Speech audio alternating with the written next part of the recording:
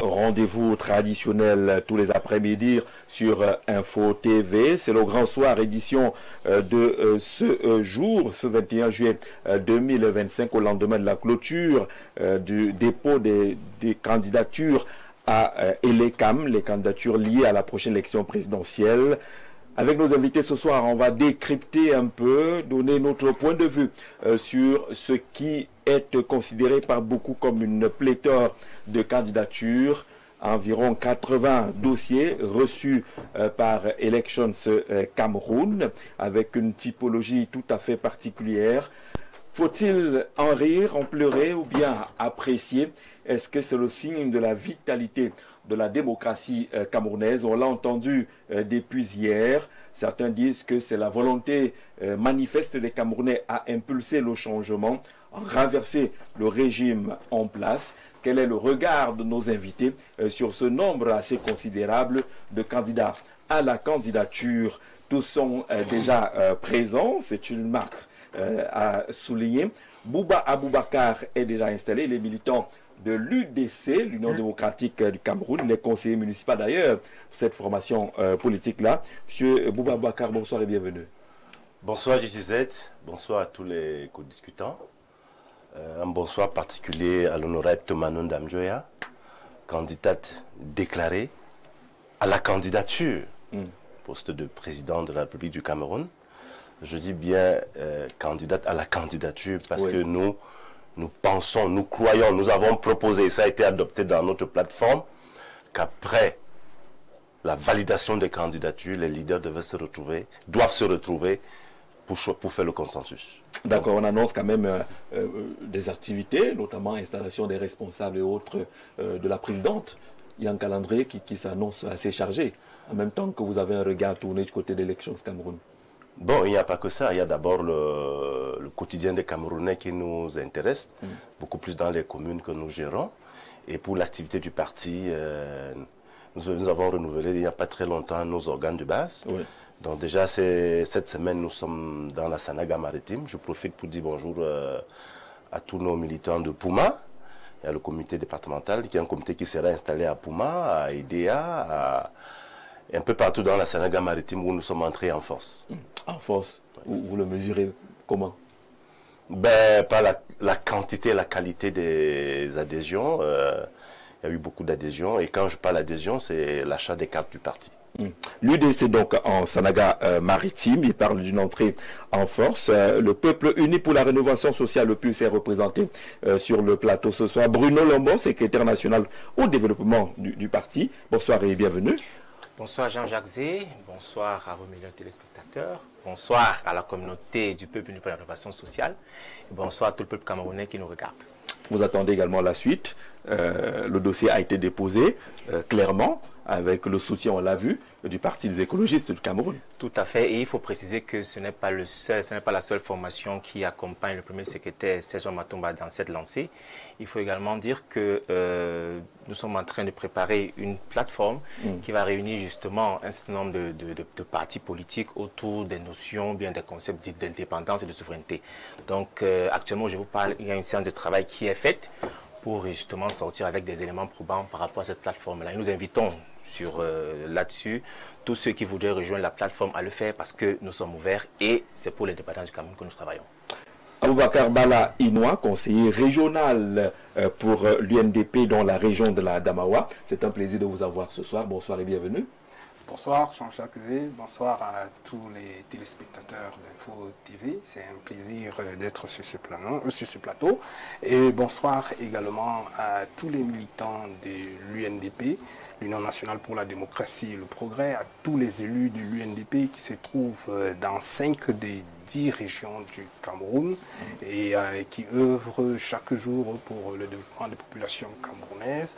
Et bonsoir également au président national qui a accepté, après la réunion du comité central, de se présenter à l'élection présidentielle de 2025, a déposé son dossier qui, pour nous, de notre point de vue, n'est pas attaquable ni sur la forme, ni dans le fond, étant déjà un ancien et un homme d'État qui a servi sur les deux régimes, sous Ahidjo, sous Biya, et qui nous sommes convaincus sera... Et qui n'est pas épuisé. Et qui nous sommes convaincus... Il n'est pas épuisé, avoir servi sous les deux régimes. Il a de l'expérience suffisante pour que la situation actuelle, nous allons débattre au cours de cette émission, pour comprendre la réelle situation du Cameroun et savoir quelles est en réalité les capacités et les compétences de celui qui pourra au moins sortir le Cameroun de l'eau pour pouvoir décoller. Et je pense que le président Bello Bouba Megari, au soir du 12 octobre, sera le 3e président de la République du Cameroun. On a eu l'UDC qui est en course, le PUS en course, l'UNDP en course, l'UPC également. Sylvestre Lebel Niek, bonsoir et bienvenue. Jean-Jacques Zé, bonsoir. Je vous ai vu à Elections Cameroun. Tout naturellement, comme tous ceux qui regardaient la télé en ce moment-là. On a vu beaucoup de rouge là-bas. Voilà, bien sûr. Je comprends le beaucoup là. Mais rassurez-vous, je ne vais pas tomber dans le beaucoup là. Dans tous les cas, nous sommes l'union des populations du Cameroun. Oui. Et lorsque vous avez cité le parti de tel, vous ne savez pas l'union des populations du Cameroun. Vous, quand vous le voyez, quand vous dites RDPC, vous dites le parti de qui? Ne répondez pas, Paul Biya. L'UDC, Madame Famine Damdjea, le PUS, mon beau-frère. C'est un peu ça. Nous sommes l'union des populations. Et qu'on arrive à l'UPC, ce n'est pas le parti de quelqu'un. Tout à fait. Beaucoup se comprennent, et pour dire que je suis heureux d'être là ce soir. Et lorsque j'ai vu votre thématique, je me suis dit peut-être, on va être prétentieux de faire la typologie des acteurs. Alors que le problème se passe bien avant. Si les partis concourent à l'élection de suffrage, on devrait avoir autant de partis que de candidats à l'élection présidentielle. Donc, qui en est seulement 80, je suis de ceux qui pensent que c'est très peu. C'est très peu. D'accord, vous avez déjà donné le temps, permettez qu'on accueille cependant Eugène Touné, lui il est du RDPC, il est également conseiller municipal. Bonsoir et bienvenue. Bonsoir Jean-Jacques, bonsoir mes co-panélistes, bonsoir à tous nos concitoyens qui nous écoutent en ce moment. C'est également un plaisir pour moi d'être sur ce plateau pour échanger sur cette problématique, sur cette question. Et le sujet est fort intéressant parce que nous savons qu'on a passé beaucoup de temps ici à débattre sur une candidature unique de l'opposition. Et nous sommes un peu surpris jusqu'en ce moment d'entendre des partis renvoyer encore des concertations à l'après-validation des candidatures, à se demander quel est le temps qu'ils disposeront pour qu'au lieu de préparer l'élection qui sera à quelques jours, eux, ils vont encore trouver le moyen d'avoir des plateformes pour discuter de qui va être le candidat unique. De mon point de vue,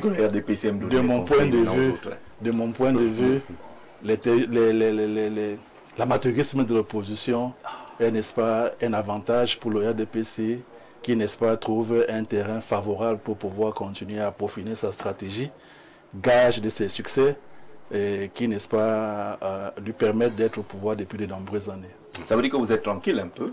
Bon. Lorsque vous voyez 80 chasseurs lancés derrière le RDPC, vous êtes... La vérité, c'est qu'on n'est pas tranquille. Il ne faut pas se le cacher. L'élection présidentielle de 2025 a une particularité qui fait qu'on ne peut pas, avec l'expérience qui est dans notre RDPC, penser que ça sera une sinécure. Il y a beaucoup d'enjeux, il y a beaucoup d'éléments à prendre en compte. Il y a des faiblesses internes au RDPC qu'il ne faut pas négliger, qu'il fallait prendre en compte. Et heureusement que nous savons apporter les réponses à chaque fois qu'il se pose des difficultés. Vous avez vu comment au Grand Nord, à peine il y a eu des départs, qu'il y a eu des entrées. Et c'est parce que nous travaillons au quotidien, n'est-ce pas, pour compenser nos efforts. Donc on ne peut pas penser que tout roule et que tout baigne. Au contraire, c'est une élection qui sera très difficile parce qu'effectivement, il y a des choses qu'on peut redire. Vous voyez, moi je vais le dire en tant que citoyen, pour une fois, on a une candidature du plan de l'RPC qui est une candidature écrite. On ne l'a pas vu prendre le micro pour s'exprimer normalement. Certains estiment que c'est un point de faiblesse et que moi je pense qu'il faut prendre en compte. Il faut prendre en compte pour analyser la capacité que lui confère le texte à être candidat et la capacité que lui confère ses aptitudes à pouvoir répondre à l'appel. Donc je pense que pour ces deux éléments-là, on ne peut pas dormir sur nos lauriers. Il y a encore des militants parmi nous-mêmes qui se posent des questions Et je crois que l'occasion de la campagne donnera l'opportunité d'expliquer davantage à nos et de montrer à nos militants qu'il n'y a pas lieu de s'inquiéter, malgré ce que certains ont appelé la cacophonie, mais qui n'est qu'un dynamisme à l'intérieur du parti qui permet que nous puissions toujours engranger des victoires. D'accord, merci beaucoup Eugène d'être venu. La question est là.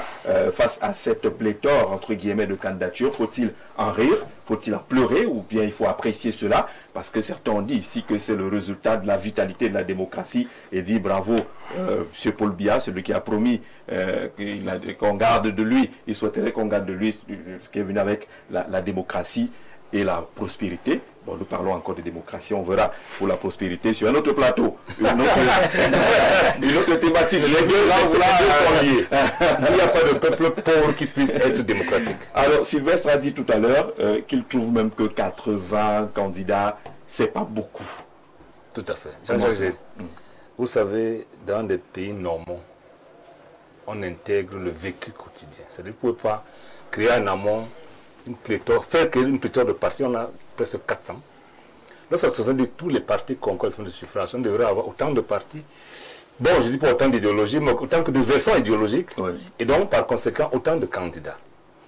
Nous avons volontairement fait une loi qui laisse prospérer les partis, mais pas la démocratie. Parce que lorsqu'on veut connaître la démocratie, il faudra que ce soit, pour le principe, que c'est celui qui a la majorité du peuple qui gouverne. Nous avons une loi qui permet de gouverner avec 20%. C'est ça la réalité.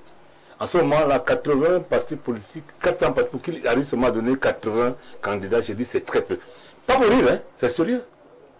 Ça devrait nous amener à faire quoi? À nous dire que si nous voulons effectivement être dirigés par la majorité, si on fait diriger par 80, on n'aura jamais une majorité. Il faudra passer à une autre étape, qui est une élection à 2 tours. C'est plus juste. Lorsqu'on veut être un président légitime, on fait 2 choses. On assigne, parce que l'organe indépendant n'existe presque pas, on va tout trouver, il y a pas de nouveau Camerounais, mais on assigne à cet organe des objectifs précis, notamment inscrire tous les Camerounais en âge de vote. Ce n'est pas une histoire de parti politique. La deuxième chose, c'est qu'on va permettre que les gens se retrouvent pour se dire pourquoi les gens de la même idéologie se battent. Pourquoi les gens qui ont gouverné ensemble doivent se battre. On fait donc vote à 2 tours de manière que, qu'on soit 1 million, à un moment donné, on va rester 2 courants politiques. C'est ça qu'on appelle la démocratie. Mazement, j'entends les gens dire, et vous aussi, qu'il faut dire merci à Paul. Non, vous avez cité quelqu'un qui aurait dit merci à Paul Biya pour avoir amené la démocratie. Paul ne se vante pas avoir amené la démocratie. Parce que le Cameroun était multipartiste avant lui. Bon, il l'a donc ramené. Il a permis, ça il faut le reconnaître, parce qu'arrêter, il aurait pu s'arc-bouter comme ses camarades à l'époque qui marchaient pour dire non à la démocratie. Il ne l'a pas fait. Il a au moins laissé que la démocratie s'instrumentalise, ou bien se mettre en œuvre. Ce n'est pas encore le cas, mais c'était un processus. Vous savez, il n'y a pas un facteur au moment où la démocratie arrive à son terme. Donc, reconnaissons qu'un Paul d'avoir laissé, malgré lui, que les gens puissent créer d'autres partis politiques. Alors, Aboubacar Bala, est-ce que vous êtes de ceux qui pensent que c'est rien, une 80aine de candidatures, c'est rien, on aurait pu en avoir plus et qu'on ne devrait pas en rire? Bon, il y a 2 aspects qu'il faudra discerner. Le premier aspect, c'est celui de la situation du pays. En fait, si je veux faire une similitude dans le football, ou ce qui est le sport, disons, le plus vu par les Camerounais, quand une équipe joue bien, on n'a pas de reproche au coach. On n'a rien. C'est-à-dire, je prends l'exemple du 90, où les Camerounais ont très bien joué. Et ils sont revenus malgré la défaite qui les a éliminés. Tout le monde a porté le coach en héros. Mais à toutes les fois où le Cameroun est allé à une compétition et a très mal joué, ou a une très mauvaise équipe, alors il y a 30 millions de coachs. Ça s'applique à Rigobert. Voilà. Bon, je peux pas parler du cas de compatriotes. Donc c'est un peu, c'est-à-dire tellement que le résultat aujourd'hui sur le terrain est, disons, catastrophique, que tout le monde pense dans son coin qu'il peut apporter une pierre à la construction. Ça, c'est d'une part. D'autre part... La voix de l'UNDP dit que le résultat sur le terrain est catastrophique. Bien sûr, il faut le dire. Il faut le dire. Nous le remarquons aujourd'hui. Et sinon, on n'aurait pas pris la décision.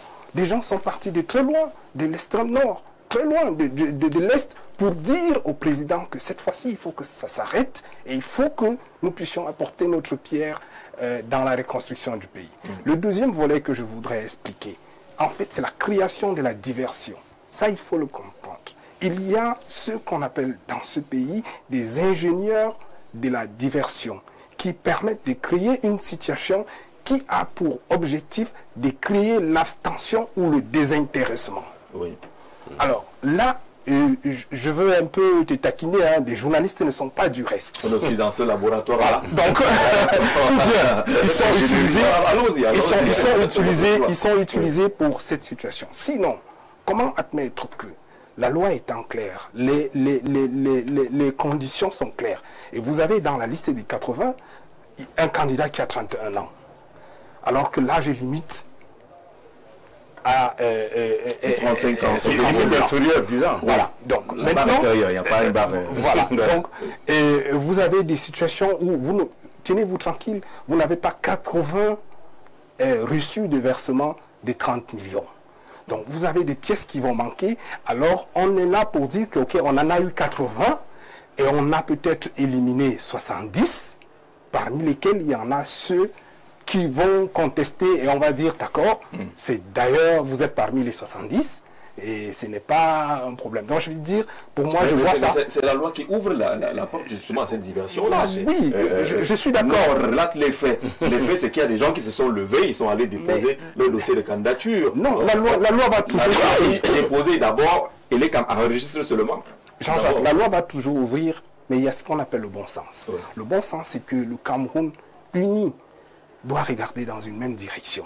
Une fonction suprême comme celle-là ne devrait pas être quelque chose qui devrait tourner à la banalisation. Parce que c'est un moment de prise de conscience, de dire, OK, qu'est-ce que nous pouvons dire à ceux qui sont ceux qui ont géré il y a de cela une quarantaine d'années, qu'est-ce qu'ils doivent arranger pour que nous puissions les élire, ou bien ils ne peuvent plus. Ou bien, je dis bien, je donne les possibilités. Ou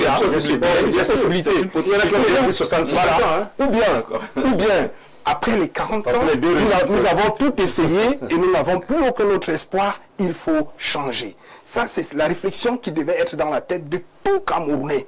Et non pas de dire que nous voulons placer des candidatures alors qu'on tient un parti politique qui n'a que pour militant sa simple famille, ou bien qui, je ne sais pas, il y a un terme qui a trop fait discuter tout récemment, les hirondelles. Je pense que ce n'est pas aussi un mauvais terme parce qu'il y a des partis au moment où la bagarre est rude, pendant les législatives, les municipales, les sénatoriales, où nous avons besoin du poids de l'opposition pour faire changer et faire bouger les lignes, nous ne les voyons pas.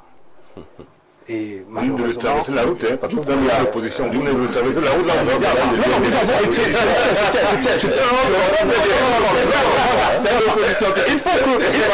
Il faut que je rappelle, l'UNDP a toujours été un parti d'opposition.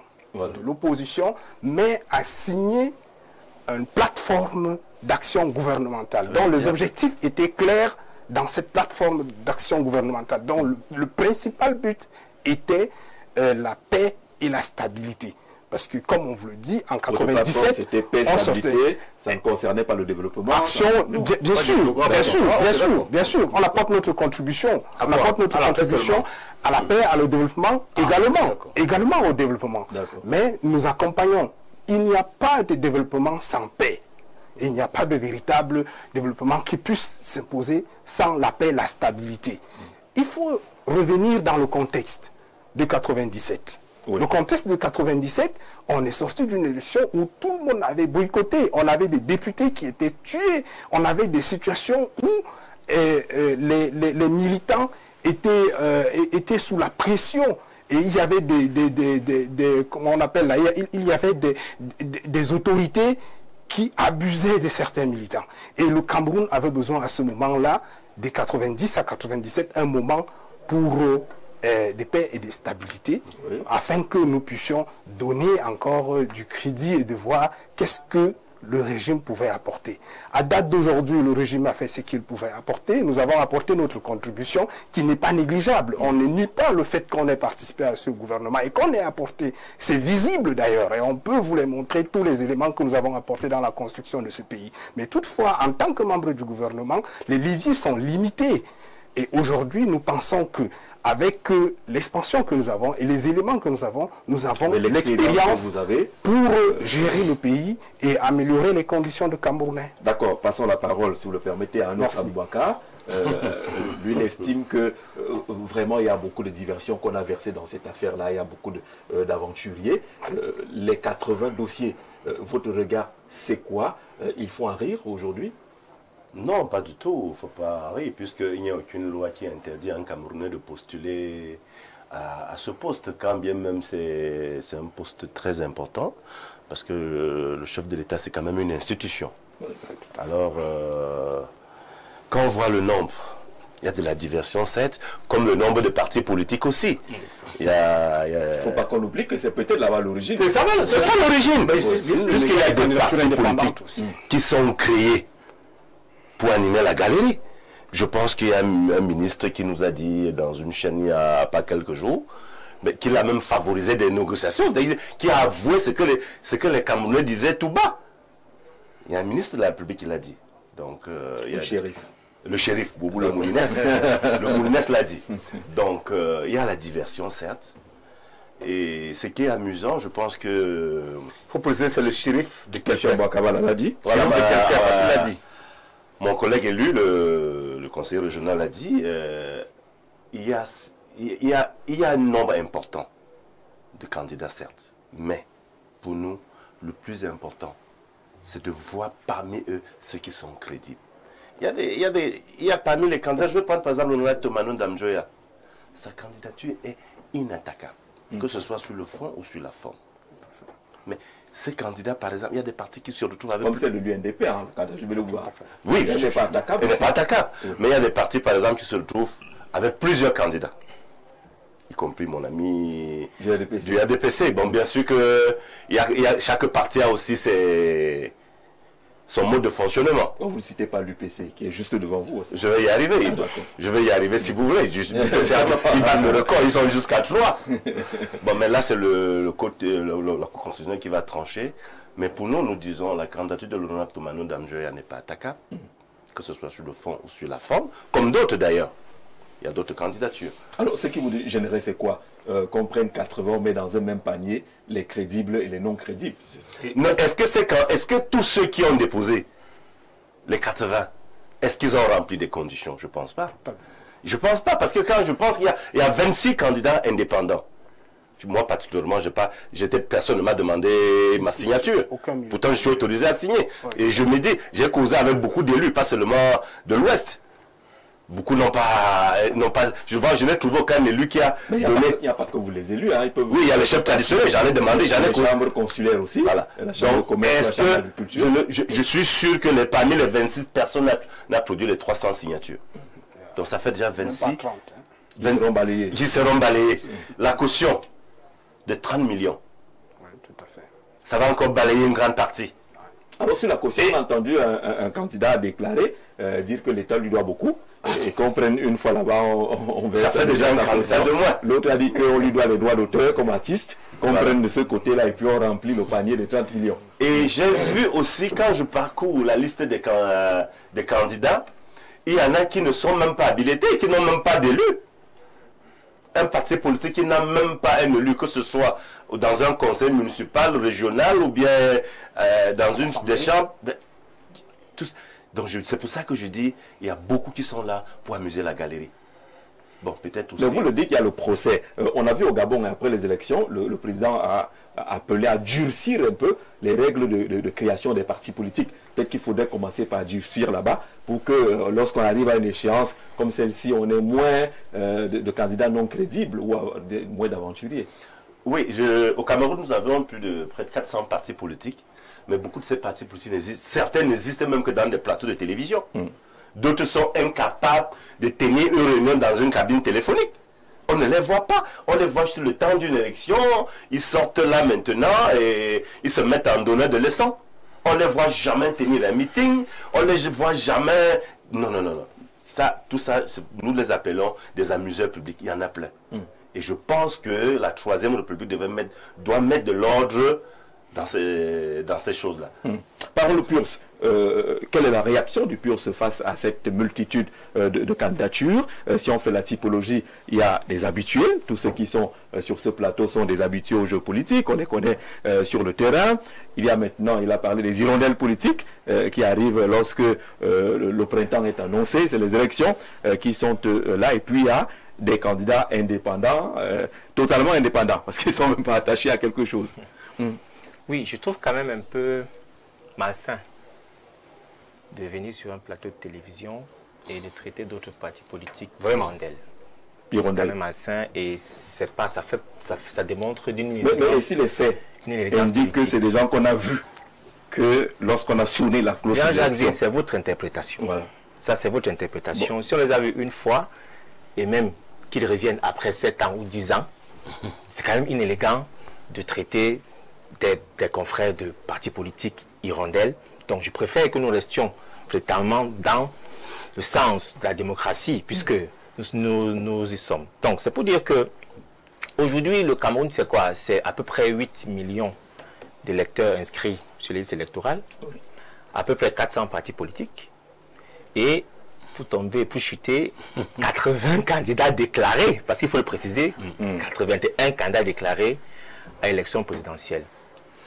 Nous, au plus, nous ne voyons pas cet état de choses comme une fatalité ou bien la question c'était faut-il en rire ou en pleurer. Oui. Mais simplement pour dire que ce sont que des indicateurs d'un certain dynamisme qui a été créé ou bien qui a été mis en place courant ces dernières années, qui démontre effectivement que les partis politiques, dans un certain sens, n'ont pas chômé. Les partis politiques ont travaillé véritablement à intéresser les masses. Parce que le rôle des partis politiques derrière, c'est de faire en sorte que les masses puissent être éduquées. Il y a quelques années, aujourd'hui, un célèbre Camerounais disait « la politique aux politiciens, l'école aux écoliers ». Comme pour dire qu'il y a une caste de Camerounais qui n'a pas droit de citer, qui ne devrait pas s'intéresser à la chose politique. Ce qui est totalement contraire à la démocratie. Parce que nous voudrions justement que toutes les populations soient averties et que chaque individu puisse être capable de préciser quels sont les éléments qui vont fonder effectivement sa pensée ou bien sa manière de voir les choses dans la société. Auquel cas, il est donc important de préciser que ces masses-là doivent être éduquées à la chose politique et pouvoir justement prendre position le moment venu. Et nous sommes justement en cette période où les populations doivent prendre position et choisir un candidat à l'élection présidentielle à venir. C'est pour dire quoi? C'est pour dire que le nombre de partis politiques aujourd'hui qui sont, j'ai envie de dire, inscrits à la liste de la candidature, c'est simplement un indicateur qui démontre qu'effectivement, les populations commencent à prendre conscience, notamment avec la pléthore de partis politiques. Ça veut dire que plusieurs personnes se disent, pour changer la cité, il faut que nous soyons investis ou bien engagés dans le processus politique de notre pays, auquel cas nous devons prendre part à certaines échéances. D'où vient-il donc que quand on lance l'élection présidentielle, qu'on se mette à rire, qu'il y ait 81 candidats, où il n'y a pas de problème à ça. Tout est il y en a quand même qui souffrent en spectacle. Hein. Lorsque vous les regardez, mais écoutez, pas d'en rire. Ça dépend simplement du prisme. Des déclarations incroyables. Ça dépend simplement du prisme sur lequel on regarde la chose, en réalité. Il y a un peu de théâtre dans cette affaire. Il y a beaucoup de Jean-Michel Kankaïsme là-dedans. Nous n'allons pas rentrer, on ne va pas faire le procès également de ces différents partis politiques, bien de ces différents individus qui ont fait le choix de présenter leur candidature. Mais seulement de dire, il faut également saluer leur courage. Parce que ça démontre effectivement que les gens s'intéressent à la chose politique et qu'il est important. Et l'autre côté, c'est aussi que cette manifestation de candidature signifie que des personnes en ont marre. Il y a un ras-le-bol. Il y a un ras-le-bol. Le régime a fait des choses et des personnes en ont marre. Au point où on se dit, même Maguida au quartier qui vend le pain au chocolat peut faire l'affaire à la place de celui qui est là maintenant. Autrement dit, je présente ma candidature, quitte à ce qu'elle soit rejetée, mais au moins, j'aurais manifesté. N'est-ce pas? Est-ce qu'il n'y a pas une autre façon de le manifester? Aller s'inscrire, par exemple, adhérer à un parti politique, puisque déjà, une des conditions pour être candidat à l'élection présidentielle, c'est d'abord d'être inscrit dans une liste électorale. Donc forcément, ceux qui y vont, c'est forcément ceux qui sont déjà inscrits. Donc je crois que au-delà justement des petites intrigues qui peuvent tourner autour des différentes candidatures, il faut préciser que cette manifestation, du moins cet état de choses, c'est la manifestation d'un travail profond qui a été fait par les partis de l'opposition pour intéresser les masses, et on se rend compte qu'aujourd'hui... Est-ce qu'il y a un résultat de brouillage? Si vous faites le tour des réseaux sociaux aujourd'hui, les photos qui sont les plus commentées sont celles d'une catégorie de candidats. On voit très peu ce qu'on peut considérer entre guillemets comme les tenants. Ce qui est certain, c'est que Jean-Jacques Zé, parmi tous les candidats, il y en a qu'on peut traiter de candidats sérieux et d'autres qu'on pourrait dire qu'ils ont simplement manifesté leur ras-le-bol. Mais ce qu'il faut dire, c'est que nous allons laisser... Là, il rejoint. Nous allons laisser que...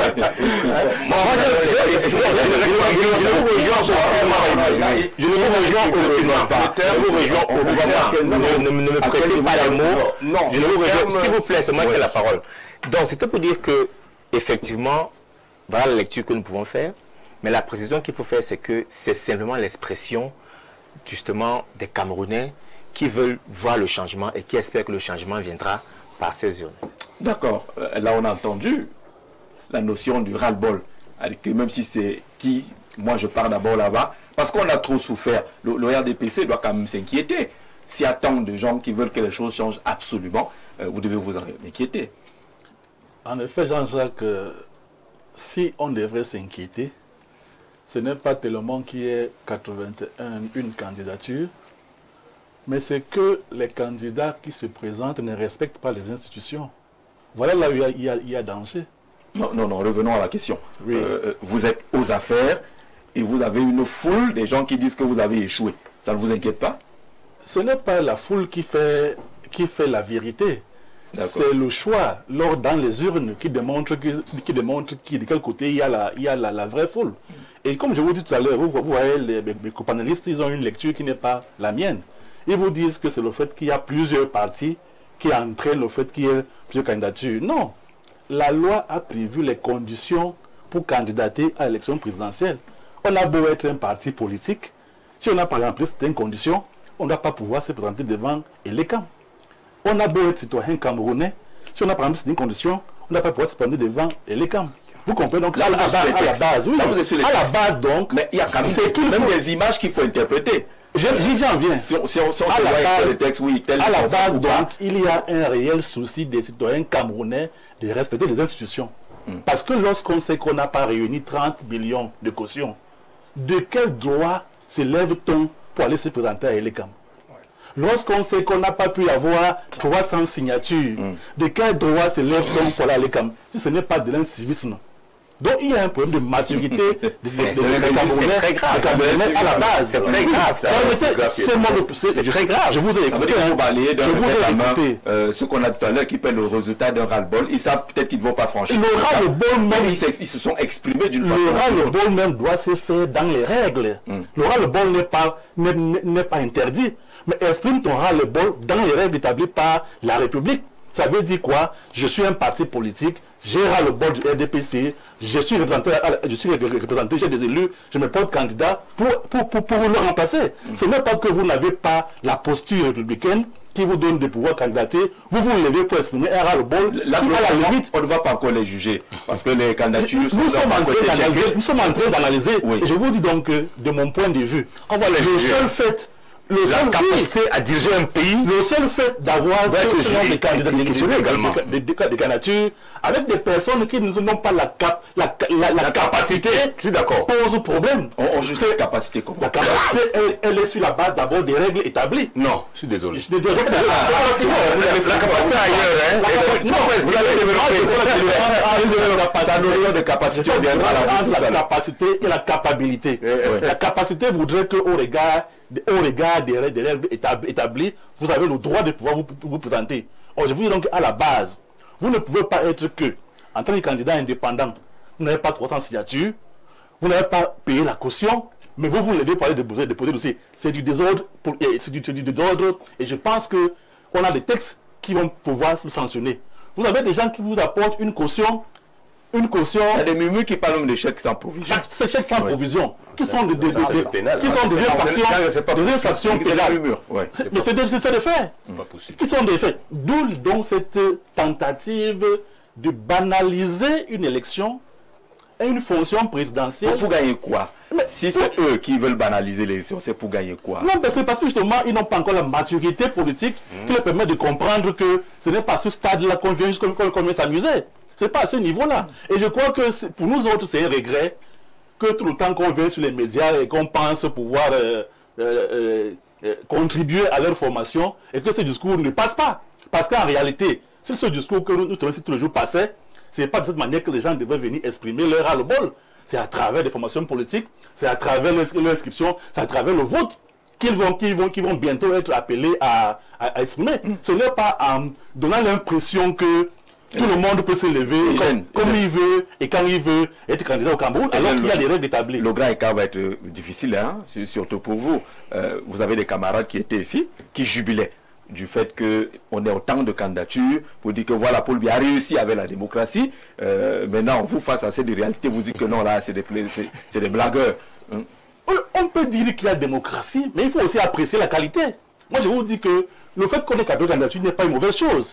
Si on avait 4 candidats sérieux, ou alors qui remplissent les critères établis, il n'y aurait pas de problème. Mais nous avons déjà pressenti, sur la base des informations que nous avons, que certains dossiers, certains n'ont même pas de partis politiques, dont sont indépendants, mais n'ont pas de signature, d'autres n'ont même pas été investis. Et je n'ai pas le contraire. Je vous dis ça que, pour moi, la question de l'âge peut être problématique. Parce qu'elle peut renvoyer à la... Non, ne vous inquiétez pas, on parle de l'âge minimal. Voilà. On n'est pas en haut là-bas.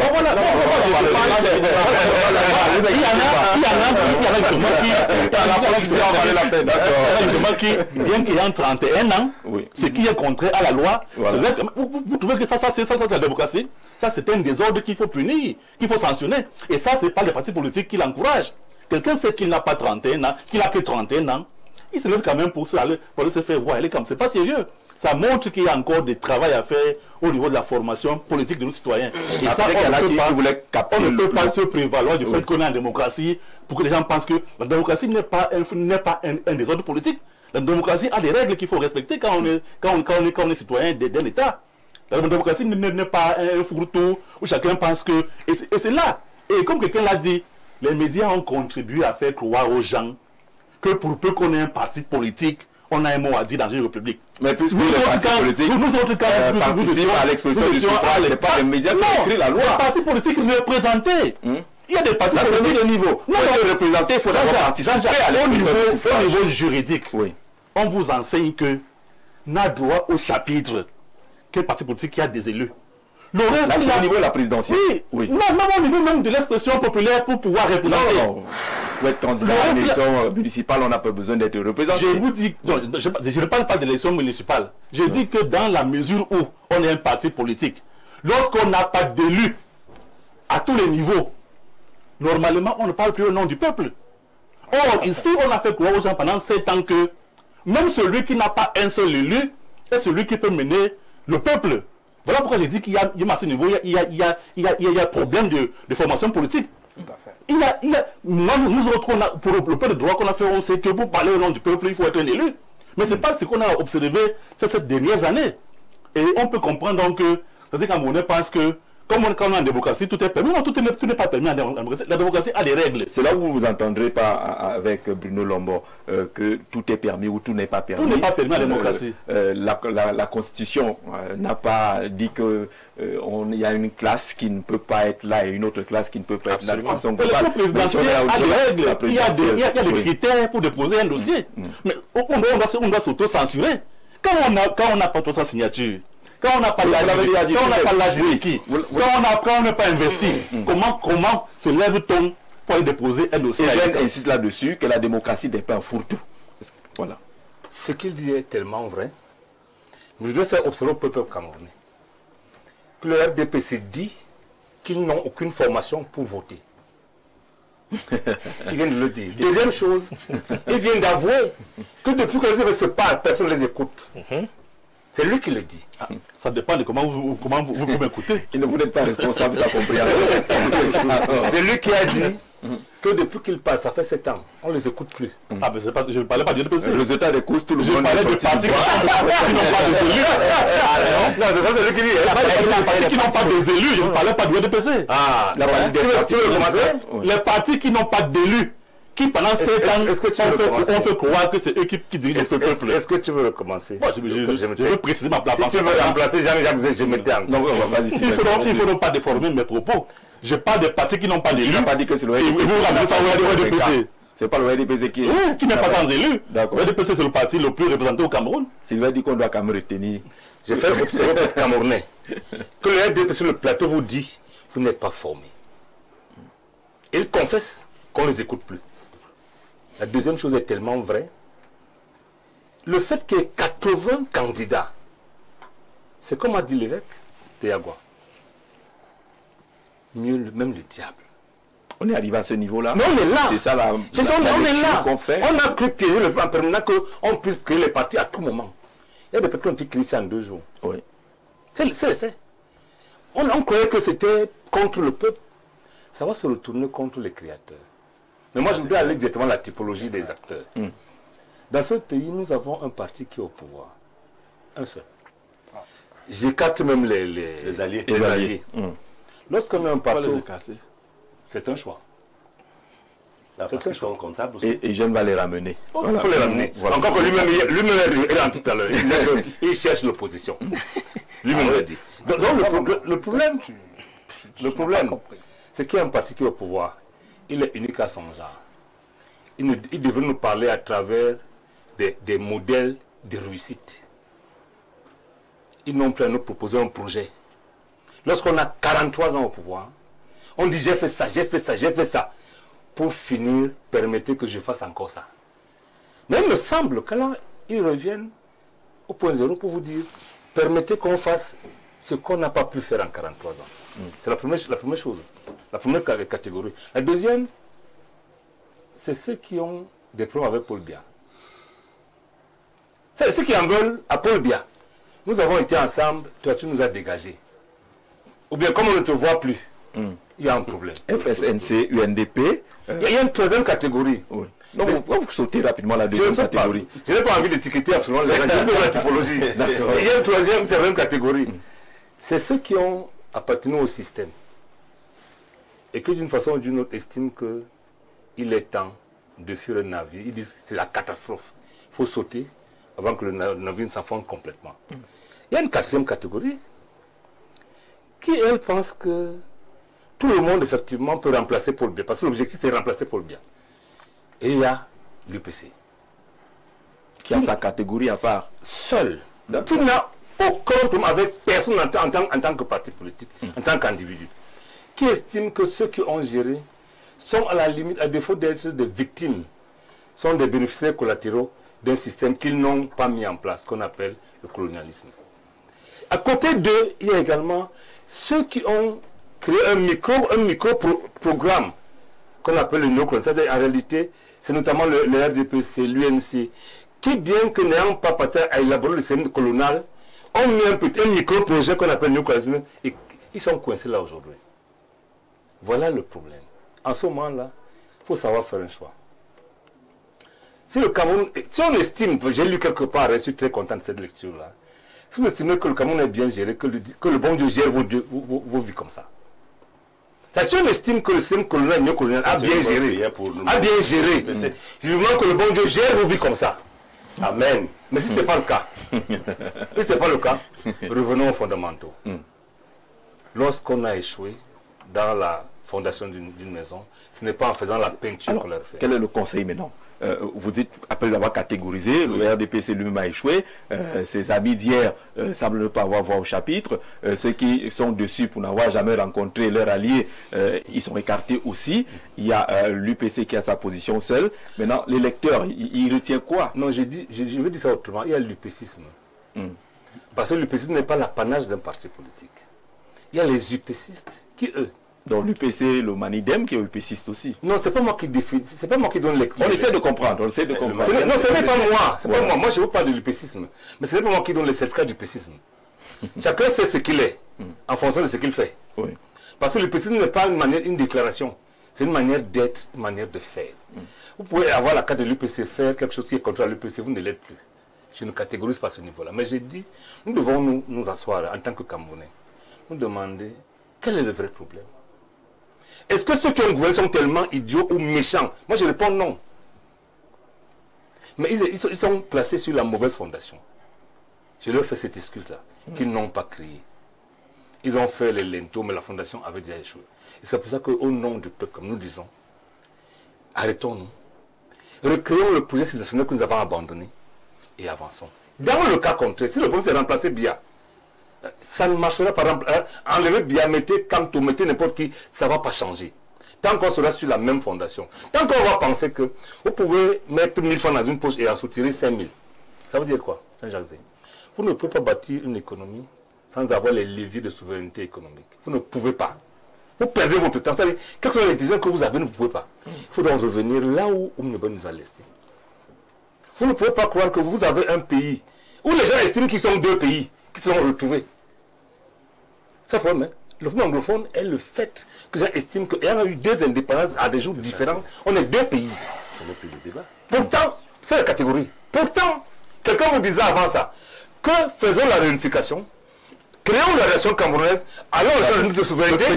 Peut-être que les candidats, lorsqu'ils seront retenus et qui vont entrer en phase de campagne électorale, vont nous surprendre avec ce discours que tu sembles considérer comme absent pour le moment. Peut-être qu'ils viendront. Peut-être qu'ils viendront sur ce discours-là. On va continuer. Jean-Jacques Zé, bonjour, bonsoir à tes invités. La loi autorise tout Camerounais qui remplit les conditions à être candidat à la candidature. En toute humilité, nous devrons respecter tous les candidats à la candidature. Et la Cour constitutionnelle sont là pour retenir ou rejeter les candidatures. On peut être candidat à la candidature à titre symbolique pour des raisons personnelles. C'est quoi donc si on est déjà encore là pour des raisons personnelles à titre symbolique? Ça veut dire qu'on n'est pas candidat à l'élection présidentielle. Cela ne veut pas dire que la fonction présidentielle est banalisée. Arrêtons de prendre le président de la République comme un dieu. Je souhaiterais qu'il y ait 1 million de candidats sur plus de 30 millions de Camerounais. Cela n'enlève rien à la valeur de cette fonction. C'est Minka Bahen du côté de Mimboman. C'est ton point de vue qu'on respecte. Bonsoir Jean-Jacques et à tous les invités sur le plateau. Pour rester logique avec la jurisprudence appliquée à l'UPC par le régime vieillissant RDPC, j'entendais bien cette expression, toutes les candidatures multiples pour une même organisation politique seront rejetées par le Conseil constitutionnel, y compris les candidatures de Biya et Onana du RDPC. Balthazar, ce n'est pas ça la jurisprudence. Balthazar l'UPC a gagné ce procès à la Cour suprême et c'est ça désormais la jurisprudence qu'on ne peut pas écarter parce qu'on a deux. On doit chercher qui a qualité, qui a habilité. C'est ça la vraie jurisprudence. Écarté de façon mécanique. Tout à fait. Ce n'est plus parce qu'en fait, l'UPC a été victime de cette carte, disons ça ainsi. Mais la justice, ce n'est pas celle-là. Puisqu'il y a une procédure qui a connu son terme, la Cour suprême a débouté l'État du Cameroun en lui disant que les partis s'administrent librement. Vous n'avez pas à vous mêler de ça. Oui. C'est déjà désormais, et on va aller au fond pour voir est-ce que celui qui dit qu'il a la signature est habilité. C'est ça la jurisprudence. Il ne faut pas qu'on se trompe là-dessus. D'accord. Balthazar du Gabon, c'est bien noté. Monsieur Jean-Jacques Zé, je trouve que le représentant du PUS a une lecture réductrice de la fonction et pire de l'institution présidentielle. Effervescence démocratique doit-elle sacrifier la grandeur d'un chef des 32 millions de Camerounais?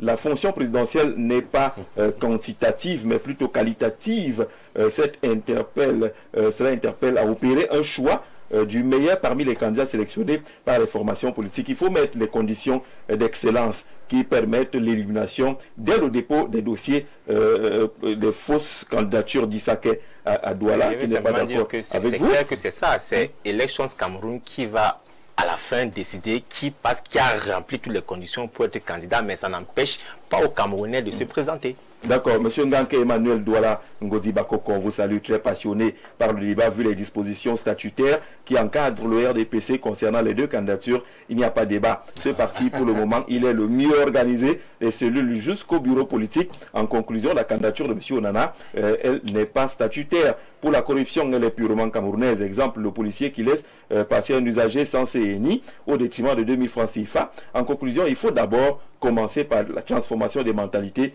mais l'Église a échoué dans son rôle. Finalement, mon frère, les partis politiques ont échoué, l'Église aussi. Qu'est-ce qu'on fait? Bonsoir, les Camerounais sont fatigués du nombre d'années dures depuis 43 ans.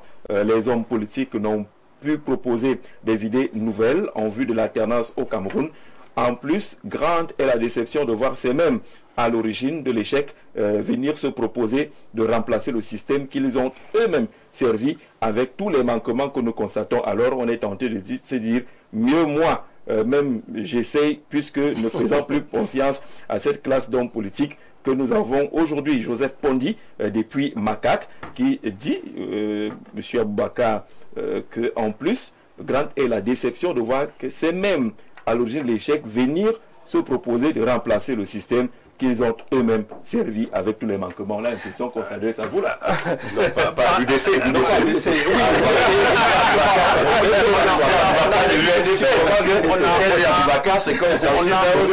On a l'impression que c'est mêmes qui sont à l'origine des échecs.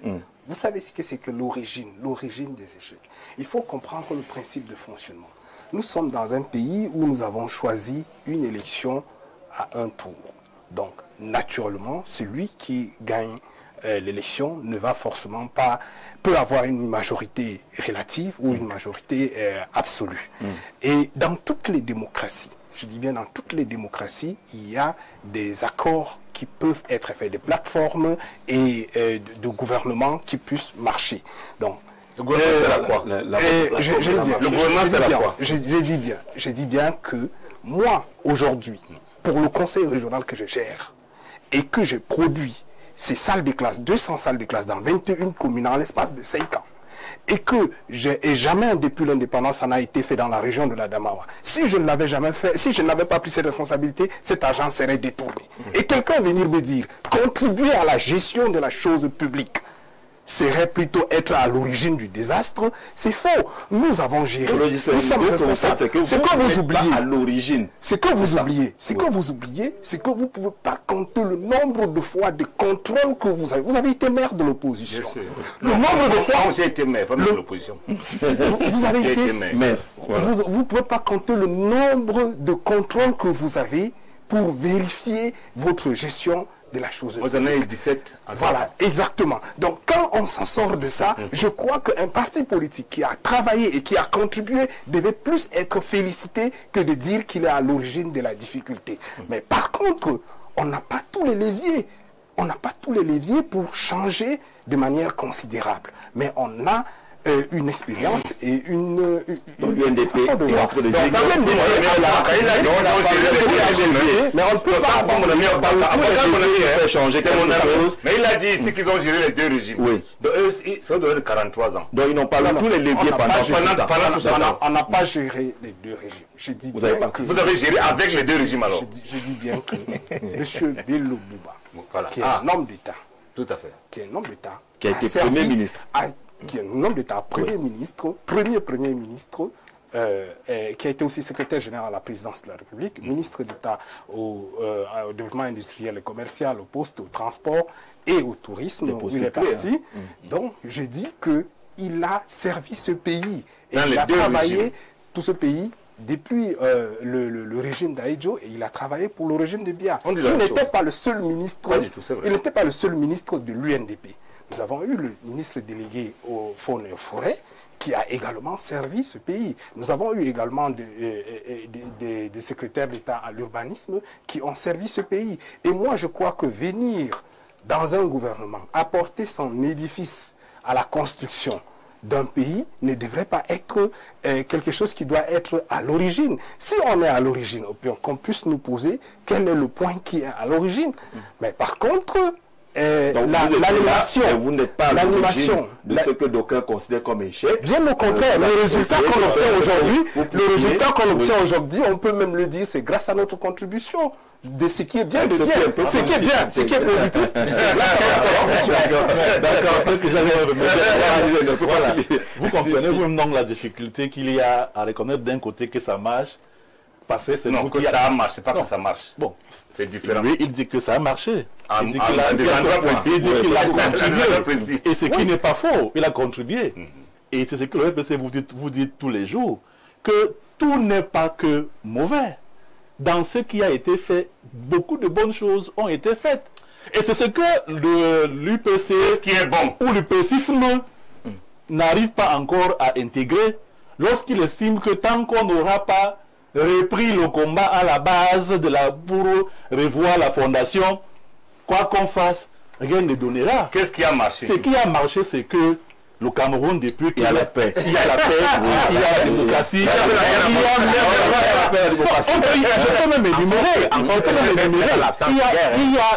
même s'il n'y a pas l'absence de guerre, la paix n'est pas forcément l'absence de guerre. Je vous écoute. Et mon propos n'était même pas de faire le blanc du FN. Pourquoi? Mon propos était de dire que, en réalité, beaucoup de choses ont été faites depuis le régime du renouveau. Ceux qui vivent dans le pays et qui en bénéficient le reconnaissent. Et il est évident que... L'allié dit que vous n'avez pas permis qu'il travaille. Il n'avait pas les leviers. Il était là, avec beaucoup de volonté. Sa volonté, même le maire qui a eu contrôle sans arrêt. Il y a toutes les manœuvres d'étouffement de la bonne volonté de l'allié. Jean-Jacques, oui. Pourquoi l'allié devrait être plus à l'aise que celui qui est le patron? Que l'allié s'arrange à être compétent dans le peu d'espace qui lui est conféré. Et si à ce niveau-là, il a pu apporter sa contribution, alors nous la saluons. Et nous pouvons seulement regretter que lui, il puisse prétendre que c'est lui seul qui a apporté, et que celui qui, lui, il assistait, accompagnait, n'a rien apporté. C'est là où l'allié a été, ça a marché. Là où il n'y a pas la vérité, c'est que l'allié semble dire que ce n'est que ce que lui a fait qui était bon. Pourtant, même sa présence dans le gouvernement participe d'une réflexion pour que les choses marchent, que les choses évoluent. Je voulais donc dire que, de toute façon, le bilan du RDPC ne se fera pas. Vous aurez tout le temps, oui. Et le président a rappelé dans son message de candidature ce qu'il voudrait continuer à faire. Il n'a pas dit qu'il a tout fait. Il a dit que quand il voit... Il n'a non plus dit qu'il recommence à zéro. Non, il ne recommence pas à zéro. Parce que beaucoup de choses ont été faites. Et moi, je voudrais, pour terminer, dire que... Vraiment terminer. Les candidatures plurielles qu'on enregistre ne poseraient pas problème si elles étaient de qualité. Nous ne devons pas aller vers le fait qu'on puisse banaliser la proposition en permettant à tout le monde, au mépris des règles établies, de ce que vous avez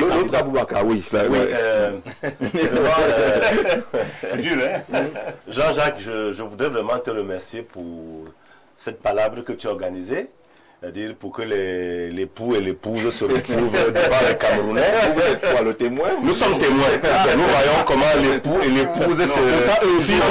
Non. Ils gèrent les débats. Alors là maintenant, travaillez bien Camerounais. Le peuple est témoin. N'est pas au Cameroun. Nous avons vu comment. Bon, je regrette quand même une chose. L'intégrité voudrait quand même que quand le mariage finit, vraiment qu'on ne dise pas que le mari était comme ça, le mari... On ne faut pas mettre tous les secrets dehors. Non. En fait, c'est ce que nous assistons là maintenant sur le plateau.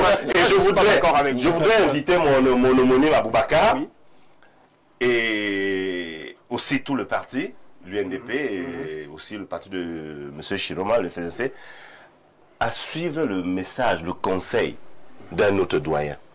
Il y a quelques jours, je faisais partie de la délégation qui a accompagné l'honorable Tomanon Damjoela à la convention, au congrès du PAL. Le parti d'Alliance libérale de Sa Majesté Célestin Bédigui. Oui. Il a été clair à la conclusion. Il faut le dire, hein, de la plateforme. Signataire de la plateforme avec lui. Avec lui. Sa Majesté Célestin Bédigui a été clair. Il a dit, Monsieur Paul Biya, après lui-même, Célestin Bédigui, et les anciens qui ont servi de l'ancien régime et sur l'actuel. Lui aussi, il a servi. Il a servi, oui. Vraiment, il a donné un conseil. Reposons-nous et laissons la place aux jeunes. Voilà le conseil. Reposons-nous et laissons la place aux jeunes. Nous leur donnons juste des conseils. Malgré la vision qu'il a, la volonté qu'il a à amorcer maintenant les changements au sommet, qu'il laisse. Oui. Non, je pense que j'ai encore la parole. Okay. Sauf si vous voulez que je me Oui, alors, je pense que avec ces démissions que nous voyons dans le gouvernement, les deux membres alliés qui ont démissionné. Tous ont démissionné. Je pense qu'il ne va pas me dire le contraire. Ça va être compliqué. Bon, voilà. Le président Bello Gouba a démissionné. Il a démissionné du gouvernement et il a dit que sa démission, il ne la remet pas à la presse. Il remet à celui qui l'a nommé. Okay. Il est parti de son bureau, il est sorti de la maison de fonction, il a remis tout ce qui appartient à l'État et il n'est plus là. Il se consacre sur ce programme de campagne et sur les différentes alliances. Aujourd'hui, à l'heure où je vous parle, il est à Bafoussam avec plusieurs militants du Mais il a encore sa lettre avec lui. Il a encore sa lettre avec lui. Non, la lettre a été déposée. La lettre a été déposée à qui de droit. Je peux continuer. Exactement. Donc il a finalement vu. Il n'a pas vu la déposer. Ok, je pense que j'avais encore la parole. Oui. Alors, j'étais en train de dire que les deux membres du gouvernement qui ont démissionné et qui sont comptables de 43 années de misère des Camerounais. Mais tu dis qu'ils en ont plus. Bah voilà, ils en ont. Je réduis à 43. Je prends 43, même comme ils en ont plus, il a témoigné. Oui, alors, vous pouvez le dire. S'ils ont démissionné pour venir être candidats, pour moi, c'est de la diversion. Ils sont venus divertir l'opposition. Je pense que l'idéal serait pour eux de venir s'asseoir, se mettre à côté, comme Sa Majesté Bédigui a dit, et accompagner les jeunes. Ça, c'est ma position. D'accord. Allez, bonsoir Gisette. Nous ne voulons pas des candidats qui ont servi le premier régime, servi le régime au pouvoir et veulent maintenant créer leur régime. Nous n'en voulons pas. Oui, il y a des amusants publics dans cette affaire et plein de ceux qui cherchent la visibilité. Il y en a qui se font même déjà appeler au quartier président depuis leur dépôt de candidature. Hubert Volo du CAC. Jean-Jacques, par rapport à ça, il est secrétaire national de la communication d'un parti politique. Oui, par rapport à ça, il faut qu'on soit clair par rapport à ce qu'on est en train de dire. Oui. Le Cameroun, et comme on l'a dit là, il ne faut pas qu'on considère la fonction suprême comme quelque chose qui est un jeu. Nous avons un pays qui est complexe. Nous avons un pays qui est très complexe, qui a 30 millions d'habitants. C'est facile quand qu'on donne beaucoup d'autres choses. Au soir du 12 octobre, lorsque un X est élu, il est élu le lendemain, il a avec lui plus de 150, je crois, députés qui sont d'un parti politique. Supposons que le X n'est pas le RDPC, comme c'est le cas. Il a des sénateurs qui sont du RDPC. Il a plus de 300 mairies qui appartiennent au RDPC. Il a l'administration qui, dans leur attitude, était déjà sur la partie du RDPC.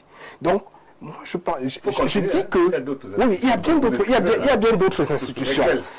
Et dès qu'une fois vous êtes élu en octobre, en novembre, il va falloir voter le budget. Et à ce moment-là, croyez-vous que vous pouvez faire voter le budget à ce moment-là sans que vous n'ayez composé avec ceux qui ont la majorité à l'Assemblée nationale, ceux qui ont la majorité au Sénat? Il y a un ensemble de choses qu'il faut faire. On ne va pas se réveiller un beau jour. Et puis, on a carrément changé d'une baguette magique tous ceux qui gèrent ce pays. Et on pense que, à cet effet, non, je dis bien, à cet effet, qui peut démettre les nez. Je dis bien, je dis bien, à cet effet, on a besoin, et on est dans une situation très fragile. Et la situation fragile, vu la situation de la population, et si nous ajoutons à ça une crise institutionnelle, nous serons dans une situation plus grave. Et nous pensons que dans ces choses-là, il faut qu'il y ait des candidats sérieux, capables de jouer un ensemble. Ceux qui ont géré les deux. Non. C'est pas ce que je suis en train de dire. Je dis qu'il faut, j'ai confiance aux Camerounais. Mais je dis bien qu'il faut qu'il y ait des candidats sérieux, capables de pouvoir gérer cette période que nous avons pour y parvenir à avoir un jeu plus transparent et démocratique. Le comité central de l'UNDP qui s'est réuni est d'abord venu dire que d'accord, il faut que nous participons à l'élection. Et ça s'est passé à toutes les occasions des élections présidentielles, nous avons déjà dit. Et maintenant, la première chose, c'était il faut que nous participons à l'élection. La deuxième, il faut que nous ayons notre candidat, c'est-à-dire que notre président puisse se porter candidat. Et le président, depuis qu'il est... Ce n'est pas un candidat, ce ne sont pas des candidatures de la diversion. Depuis qu'il est... Non. La population est partie. Vous ne pouvez pas dire que pour faire la diversion... Vous n'avez pas senti qu'il y a des vents violents qui arrivent et vous voulez glisser... Non, je dis bien que l'UNDP a participé à toutes les élections. Je dis bien toutes les élections depuis 90 jusqu'à date. L'UNDP a participé à ces élections. Et ça, c'est pour exprimer ce que le peuple... et recevoir le mandat du peuple et pouvoir l'exprimer. Donc, il n'y a pas une question qui puisse dire qu'on a vu une situation ou on a vu telle autre situation. Non. La population s'est réunie, on a des élus, on a le comité central, on est représenté dans tous les dirigeants, dans les 58 l'UNDP, dans les 58 départements. C'est une candidature sérieuse. Ce n'est pas quelqu'un qui a quitté Y a-t-il une candidature plus sérieuse que celle-là? C'est pas à moi de répondre. Alors, bonsoir monsieur Jean-Jacques Zé et à tout votre panel. On va prendre notre partenaire dans 2 minutes. Voilà, il va s'installer juste quelques 2 minutes. Voilà. Bonsoir monsieur Jean-Jacques Zé et à tout votre panel. Le candidat de monsieur Niek, qui le connaît? Est-ce qu'il peut se placer au carrefour Bata-Loncac? Et on le remarque même vraiment, les 81 candidatures est à déplorer. Le vrai candidat de l'UPC, c'est le Donald Trump camerounais, le professeur Jean Baïdek. Mais les candidatures montrent que Paul Biya a échoué. Et maintenant, tout le monde voit qu'il peut faire mieux que Paul Biya. Monsieur Niek, arrêtez la mafia. Ngono Tchala, depuis Akak. Vous connaissez Akak?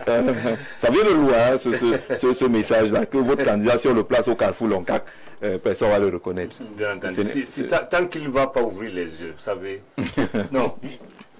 Fermez vos yeux, le soleil va continuer à briller. D'accord. Voilà quelqu'un qui est apprécié par tout le monde, même ceux qui sont contre lui. Mais qu'un type qui a fermé volontairement les yeux, pense ne pas voir. Dans tous les cas, peut-être qu'il n'a pas la télé, il n'a pas accès aux réseaux sociaux, mais aujourd'hui, c'est au regret qu'il peut-être qu'il voudrait voir le candidat sur le terrain, aller faire un meeting. Il ne peut rien attendre. Mais déjà qu'il en parle, ça veut dire qu'il le connaît lui au moins. Ceux qui ne le connaissent pas n'en parlent pas. Biya, Boubabelo, Chiroma, Kamto, c'est fatigant. Tous ces gens qui ont servi, et nous voyons le pays pourrir, soyons sérieux. À quoi devons-nous s'attendre de... N'oublions pas que ces personnes ont pris des fonctions étant bien jeunes. Je ne sais pas pourquoi ils ne croient pas à la jeunesse aujourd'hui.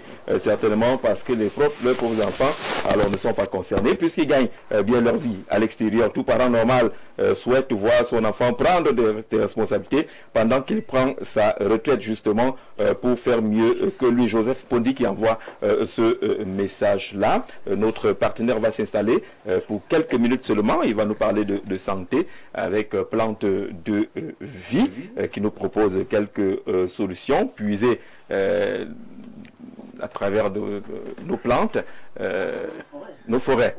Dans nos forêts en fait. Monsieur Kouma, bonsoir. Bonsoir Gigi, merci encore de l'amitié que tu me fais de m'inviter sur ton plateau cet après-midi pour parler de santé à base de plantes naturelles. Parce qu'il faudrait préciser que la santé naturelle ou la médecine naturelle est la mère de toutes les médecines. Oui.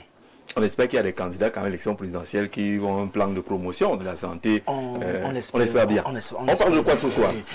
Toujours de santé de manière générale pour des personnes qui sont victimes de chlamydia, qui sont victimes de... Parce que le plan de vie ne soigne pas que le chlamydia. Le plan de vie ne fait pas qu'augmenter la taille et le volume de l'appareil génital. Le plan de vie soigne aussi les problèmes... Vous réagissez à ces chapitres-là. On a dit chlamydia, personne n'a réagi. On a dit augmentation. On parle de chlamydia, ça n'aime personne. Non, moi ça n'aime pas.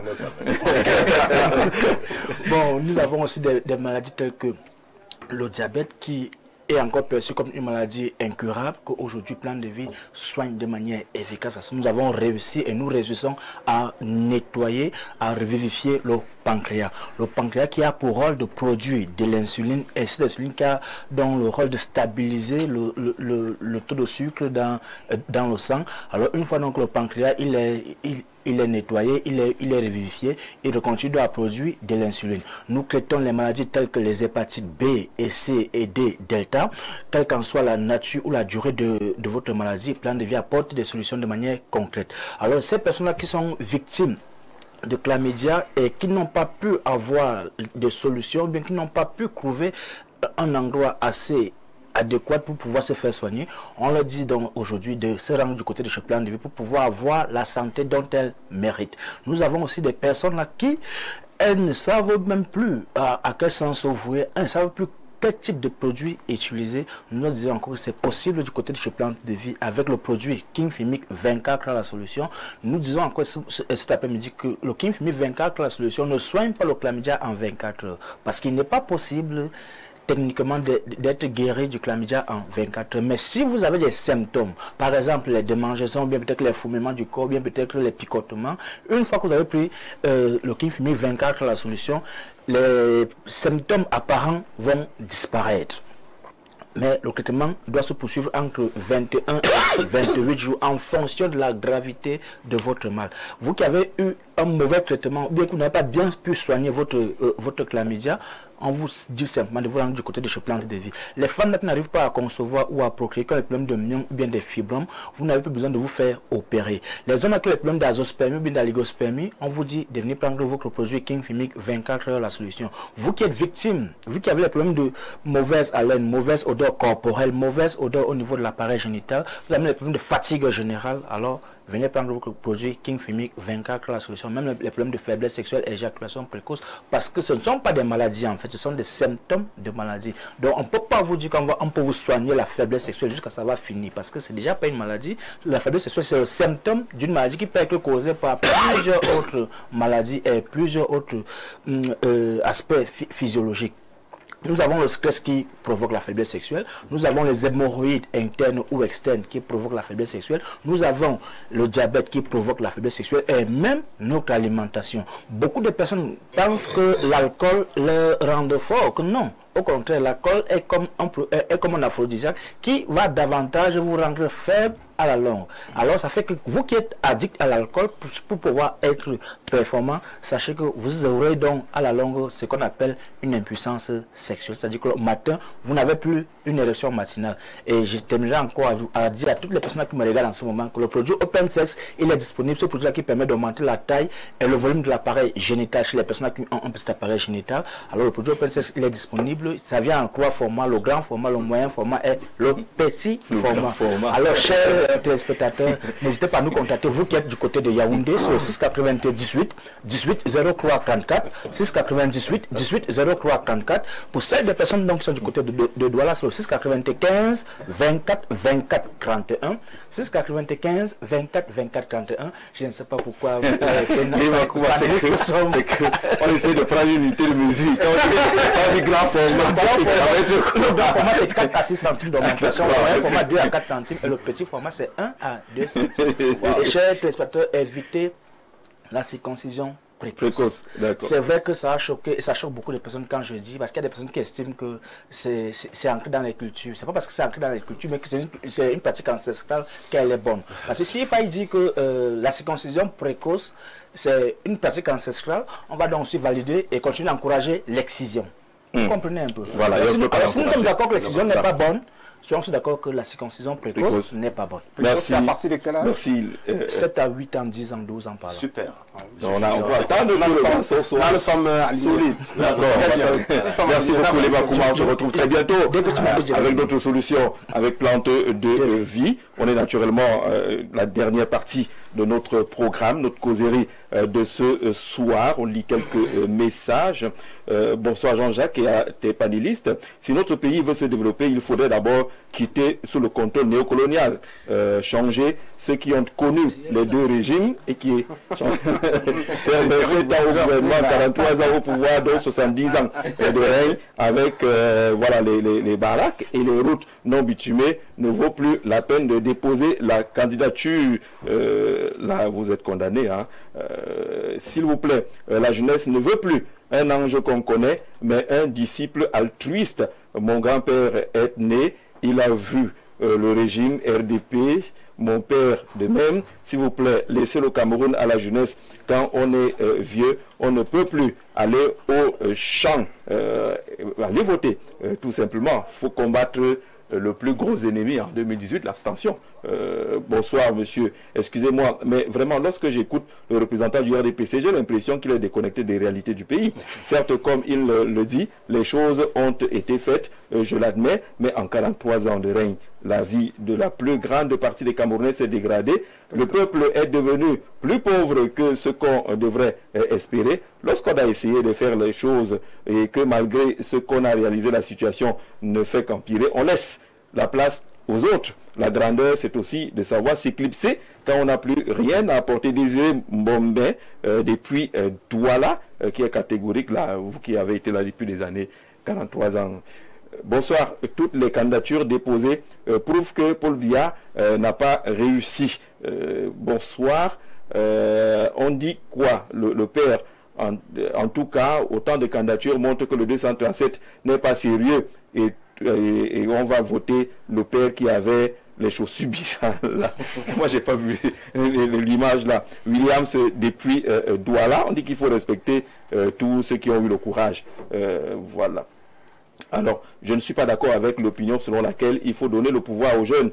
Mais de quels jeunes il s'agit? Ces jeunes qui n'ont aucune expérience, qui ne maîtrisent aucun roi de l'administration ou de la diplomatie. Non, dans le contexte actuel, je pense qu'il vaut mieux laisser le pouvoir à un homme expérimenté comme Bello Bouba, qui maîtrise les deux régimes et pour cela susceptible de bien gérer notre pays, contrairement à un panéliste, l'UNDP, à travers son adhésion à la plateforme d'action gouvernementale, a apporté sa modeste contribution à l'éducation de notre pays. Ensuite, l'UNDP, à travers ses communes, contribue à l'amélioration des conditions de vie des Camerounais. Et je vous fais remarquer que les maires de l'UNDP sont parmi les meilleurs. C'est le cas du maire de Garoua-Boulaye, à l'Est, qui a été désigné comme le meilleur maire de la région, Albert de Berthois. Voilà, qui dit que même dans les communes, on peut également lire la contribution de ce côté-là. Le plus, débat jeune, pas jeune, ça vous intéresse, ça va faire partie de votre discours de campagne? Alors, il faut déjà préciser que le débat sur la jeunesse n'est pas un programme politique. Tout à fait. Ça, il faut le préciser. Par contre, il faut également préciser que lorsqu'on a eu à avoir un gouvernement qui aujourd'hui a fait son temps, qui a mené les politiques publiques pendant plus de 43 ans et plus, parce que si on prend le cas effectivement de certains partis, de certains leaders de partis politiques aujourd'hui, on va se rendre compte que ça fait plus de 60 ans qu'ils sont dans le gouvernement. On se pose la question de savoir, est-ce qu'ils ont encore des choses à proposer pour notre pays? Parce que quand on observe... Le NDP dit oui, le RDPC dit oui, vous avez encore des choses à proposer. D'accord, allez-y. Si la réponse est donc pas oui, seulement les deux, hein, il y en a encore également parmi les candidats, d'autres comment se fait-il donc... Mais comme ils ne sont pas représentés ici, on prend... Voilà, ils sont représentés. Comment se fait-il donc aujourd'hui, après tout ce temps, que ma grand-mère qui soit au village à Yabassi ne puisse pas avoir l'électricité de manière continue, après tous les barrages qu'on dit avoir construits? Comment se fait-il donc que l'aménageur aujourd'hui peine à avoir le manioc dans son panier alors que les choses ont évolué? Il faut qu'on soit concret, il faut qu'on soit réaliste et qu'on regarde la réalité en face. Le régime en place a fait son temps. Il est bien évidemment question pour nous d'expérimenter autre chose. Au-delà de l'aspect de l'âge, au-delà de l'aspect de l'âge, il est important que nous connaissions une nouvelle ère. Et cette nouvelle ère, justement, doit venir de l'essence même de ce qui fait le dynamisme d'une population. C'est-à-dire qu'il faut déjà changer la manière de faire. Il faut avoir un regard nouveau sur ce qui doit être fait. Et c'est la raison pour laquelle nous, au Peuple Uni pour l'innovation sociale, nous disons que c'est important donc pour qu'il y ait cette rupture globale de commencer à réfléchir effectivement sur les éléments qu'il faut évidemment changer. Parce que nous sommes pour un changement systémique, pas seulement une alternance politique. Et ce changement-là, nous le mettons sur 3 éléments fondamentaux. Nous le mettons d'abord sur l'identité camerounaise, sur l'unité et sur la souveraineté de notre pays. Identité parce que nous avons besoin de construire un Cameroun au sein duquel chaque Camerounais pourra s'identifier et préciser et dire avec fierté, voici les éléments qui me caractérisent en tant que Camerounais. Parce qu'au départ, et le copanéliste de l'UPC l'a précisé tout à l'heure, notre pays, en 1952, lorsque le Podol Oumniobé faisait son fameux discours à la SDN, à l'ONU, il a précisé que le Cameroun, avant de déclarer son indépendance, devait d'abord opérer cette réunification préalable pour que nous soyons un seul pays, d'où l'unité que nous prenons au sein du PURS. Cette unité-là devait donc nous permettre d'atteindre une certaine souveraineté. Donc c'était un préalable fondamental pour justement faire en sorte que notre nation soit celle que nous voudrions. Ensuite, qu'est-ce que nous avons constaté? 1960, le Cameroun a accédé à l'indépendance par un décret. Autrement dit, ceux qui ont véritablement lutté, qui ont combattu pour l'indépendance et la souveraineté de notre pays, n'ont pas hérité effectivement de ce pays-là pour pouvoir mener les choses à bien, pour que nous soyons véritablement maîtres de notre destin. Donc ce système ojoulatiste qui est en place depuis 1960 jusqu'à aujourd'hui doit pouvoir faire la place à une nouvelle vision, à une nouvelle façon de faire. D'accord. Pour que nous puissions qui n'est pas un discours porté par les jeunes, mais vous retrouvez un peu le discours de l'UPC fondamental qui a été évoqué tout à l'heure. Je vous ai dit que l'UPC n'est pas l'apanage d'un parti politique. Oui. Moi, je suis modeste en le disant. Maintenant, ce que je veux vous ajouter, c'est qu'il est malsain de venir ici continuer à faire, à dire aux gens qu'on va continuer à faire ce qu'on a fait. Pourquoi? On ne peut pas être à la fois le problème. Ils vont peut-être améliorer. Non, on ne peut pas être le problème et la solution à la fois. C'est injuste. La deuxième chose sur la jeunesse, je pense qu'on ne peut pas écarter ça comme ça, comme j'entends. On dit par le RDP, ça vieillit. C'est pas ce qu'on dit. Il y a des gens qui vieillissent. La vie, c'est un état normal. C'est-à-dire que si vous avez 40 ans, 50 ans, et votre père de 90 ans continue à gérer votre vie, c'est deux choses l'une. Ou le père a échoué pour votre éducation, ou vous êtes un échec à ses yeux. Tout à fait. Voilà, la réalité, c'est pas ce qu'on dit. Ce n'est pas un problème d'être vieux et partir, non. Jean-Jacques, vous imaginez que vous, je suppose que vous êtes un chef de famille aujourd'hui. Lorsque vous avez cet âge que je ne veux pas savoir, dans 40 ans, votre fils aura au moins 40 ans. Vous qui aurez au moins 40 ans plus l'âge que vous aviez en le mettant au monde, vous ne pouvez pas continuer à gérer sa vie. Mais s'il arrive que vous le faites, ça veut dire que ce monsieur a échoué. Et pour vous, il n'a jamais grandi. Voilà le danger. Nous disons ceci. Alors le message c'est pour le RDPC. Bien entendu. C'est pour le RDP aussi. C'est pour le NDP. Mais c'est vrai. Il faut qu'on soit honnête. Sa Majesté Béti. Il ne s'agit pas d'un débat sur l'âge. Il s'agit d'un débat sur la vie. Un manager, nous qui avons fait l'école de management, on nous apprend une chose. Il faut les situations plus gérables, plus facilement gérables que lorsque vous êtes arrivé. C'est-à-dire que le rôle d'un leader, c'est de tout faire pour qu'après lui, puisqu'il y a toujours après lui, qu'il y ait des gens qui puissent travailler facilement, plus facilement que lui. Mais si on pense qu'on fait toute la tête brûlée, que pour donner l'impression qu'en dehors de nous, il n'y a personne, on va marcher. Parce que je ne peux pas comprendre qu'on soit arrivé à faire ces choses qu'on a faites là. Jean-Jacques, vous imaginez que pour construire un stade seulement, qu'on soit à 10 ans, c'est un coup d'État. Ça veut dire qu'en fait, les jeunes de ce parti, on dit que comme tu ne veux pas partir, on va saboter ton nation. Coup d'État scientifique. C'est ça qui est la question. Et c'est pour ça qu'on dit, pour moi, le président est victime. Il faut le sauver. Et le sauver veut dire quoi? Il y a des groupes de jeunes qui se mobilisent déjà pour lancer un hashtag libérons Paul Biya. Il faut le sauver. Parce qu'il y a deux problèmes. Oui. Il a hérité d'un système qu'il n'a pas bâti. Il a bâti un microsystème qui le prend aujourd'hui en otage. Tout à fait. C'est ça le problème. Parce que je ne pense pas que nous avons vu normal, un bel homme, quelqu'un, un aristocrate accompli, puisse accepter l'humiliation de ne pas aller battre campagne. Parce que je dis, les élections, c'est la rencontre entre un peuple et d'abord un homme, peut-être porté par un parti politique. Il vous a dit que pour la première fois, la candidature a été déclarée par écrit. Ce qu'il ne vous dit pas, c'est qu'il sera très difficile, en prenant comme référentiel 2018, que le président ne se présenta une seule fois pour parler pour Cameroun en dehors de la télé. Et là, c'est là le problème. On n'est pas président pour se reposer. Si on respecte l'institution présidentielle, il faut se poser la question, pourquoi moi, je vais être président de la République? D'accord. En sachant que si on écoute, je finis par là, j'ai écouté quelqu'un qui ressemble à Paul Biya, Alassane Ouattara, sur le plan de la mentalité, se plaindre que vous n'imaginez pas. Les cantines de dossiers qui arrivent chaque soir, au bureau, à la maison, il dit pardon.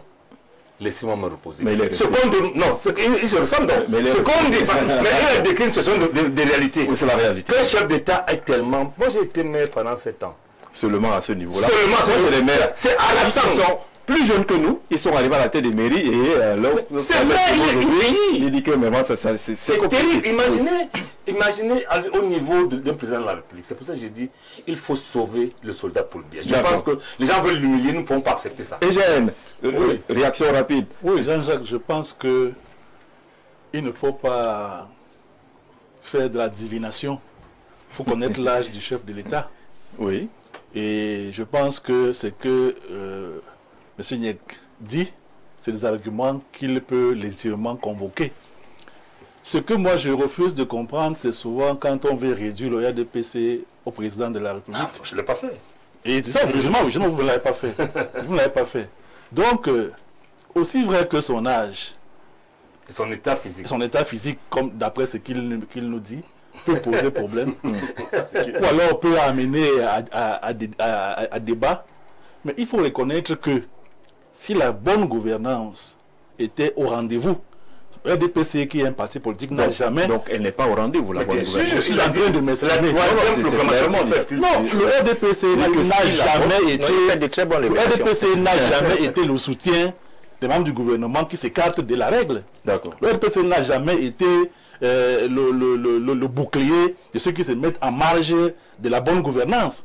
Le chef de l'État lui-même... Il y a tout un gouvernement en prison. Tout à fait. Donc ce n'est pas quelque chose que je révèle en disant que ceux qui sont au chef de l'État, mais qui ne jouent pas franc jeu, ne sont pas amis du RDPC.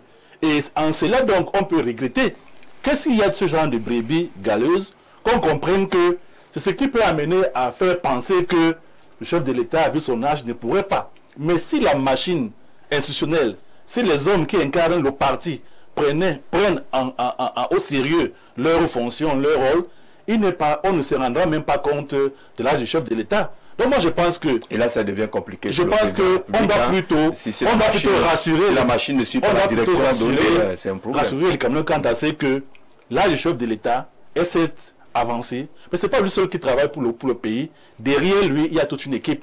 Nous voulons seulement que cette équipe soit une équipe conséquente. Une équipe conséquente qui soit à la hauteur des enjeux que nous voulons pour notre pays. Alors, on salue notre ami Kakpo, Alain Kakpo depuis le Bénin, qui dit que la stratégie adoptée par l'opposition serait utile s'il s'agit d'une élection à 2 tours. Il serait mieux pour l'opposition de soutenir un seul candidat pour le cas d'une élection à 1 tour pour avoir plus de chances de battre M. Biya. Dans tous les cas, la question de la supériorité humaine du professeur Kamto est bien nuisible pour l'opposition. Je dis nuisible, hein, pour l'opposition. Vouloir être candidat ou rien va diviser davantage l'opposition. Alain, c'est un Camerounais, je crois, non, Kakpo. C'est un nom, c'est un nom béninois, mais qui semble bien suivre l'actualité du Cameroun, l'actualité politique. Monsieur Zé, bonne émission. Le gouvernement du RDPC, on dit que c'est seulement la sorcellerie. C'est Jean-Paul, c'est feu Jean. On lit un autre message. Bonsoir Jean-Jacques Zé. Pour moi, ces nombreuses candidatures, pour amener quand même au thème, démontrent qu'une seule chose, c'est que M. Biya et son régime impopulaire, qui a affamé le peuple, n'ont rien fait en 40 ans. Et du coup, tout le monde croit qu'il peut mieux que le président. Je peux même te dire que dans une élection libre et transparente, ce sera un peu difficile. Il pourrait même être le dernier parmi tous ces candidats. La Ferdinand, depuis Douala, on espère que l'élection va être libre et transparente et on verra le résultat à la fin. Le problème du Cameroun est que parmi ces candidats, ceux qui semblent un peu sérieux sont des francs-maçons. J'en sais rien. J'en sais rien vraiment. Et ils ne doivent pas rompre avec les néocolons. Le pape du droit et tous ces autres détracteurs, il n'a pas dit détracteurs, distracteurs, je lis ce qui est écrit, ne nous posent jamais des problèmes les plus sérieux qui sont la rupture avec les néocolons, le compte des opérations, la monnaie. C'est lamentable. Le père de Brenda va continuer ses affaires. Pierre Berdolin Nkoyep, qui dit qu'il n'y a pas dans le discours de ceux qui sont présentés comme des teneurs des discours de fond. Mais ils ne peuvent pas. Alors, Jean-Jacques, il est difficilement acceptable de laisser encore au pouvoir un président qui n'a construit en 43 ans 12 000 km de route, soit 279 km par an, hein, les mathématiques. C'est une honte et à la fois une catastrophe pour le pays. Alors, il dit que quoi? Un vrai patriote devrait être à la tête de ce pays, comme le professeur Jean Baïbek. Voilà, c'est Balthazar depuis le Gabon, qui semble être un bon soutien au professeur Jean Baïbek. Non, ça c'est Balthazar du Gabon. Hein, on n'est pas en Guinée équatoriale. Il y a l'autre en Guinée équatoriale. Vous voulez qu'on parle de Balthazar? Je voudrais savoir. Alors, il faut quand même qu'on lui dise que Jean Baïbek, l'opération de collecte de fonds se poursuit. Hein. Donc, il faut également y penser. Voilà, bonsoir le panel. Je voudrais demander si tout un groupe de personnes venues de différents coins, de différents âges, de différentes tribus, ethnies, de différentes éducations, peut choisir volontairement, entre guillemets, d'être incompétent ou méchant. Ne refusons pas de réfléchir au lieu de les combattre. Aidons-les. Peut-être par les oxysmes aussi.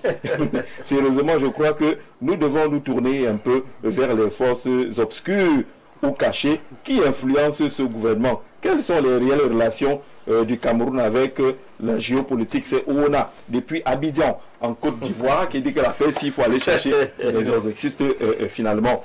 Alors, il y a eu un conseil pour l'opposition, que la configuration, la stratégie actuelle, allons-y, tous à la fois, peut être fatale pour l'opposition. Je pense pas. Je pense pas.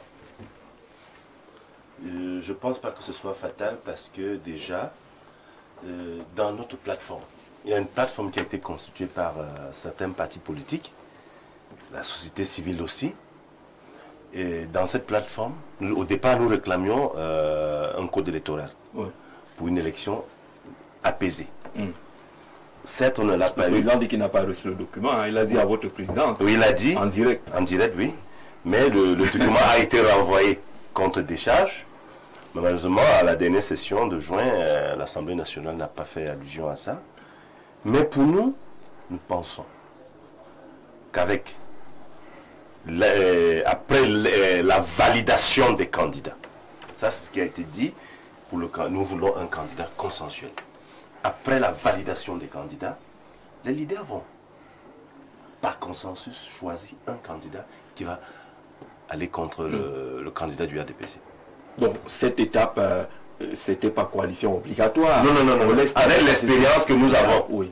Avec l'expérience que nous avons des candidatures uniques par le passé qui n'a jamais marché. C'est pas ce que semblait dire le plus, qui dit qu'on est ouvert, on attend. Chacun est ouvert, il attend. Chacun est ouvert, il attend. Non, c'est pas ce que j'ai dit. J'ai dit que nous sommes en train de constituer une plateforme qui travaille déjà. Mais il a interrogé déjà. Le timing. Oui, le timing. C'est un discours que les Camerounais semblent avoir retenu, même si vous ne l'avez pas prononcé. Voilà qui sont repartis. Non. Il va falloir à nouveau les convaincre. de votre tribune pour dire l'opposition travaille pour un candidat consensuel.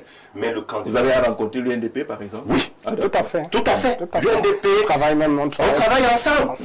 Monsieur Issa Chérima aussi. On travaille ensemble. Mais le problème, c'est que le candidat consensuel sera désigné après la validation. Et au moment de la désignation, même ceux qui seront pas retenus pour aller à la compétition, c'est ensemble que nous allons travailler. Parce que l'objectif, comme l'a dit l'évêque de Yagoua, même si c'est un diable, on va renverser. Alors que dans votre coalition là, elle est basée sur quoi? Est-ce que c'est le retour au souverainisme? Est-ce que c'est... Non, elle est basée juste sur parce que vous voulez Mais l'objectif, et nous je tiens à le dire, oui. L'objectif principal, ce n'est pas seulement de changer l'homme.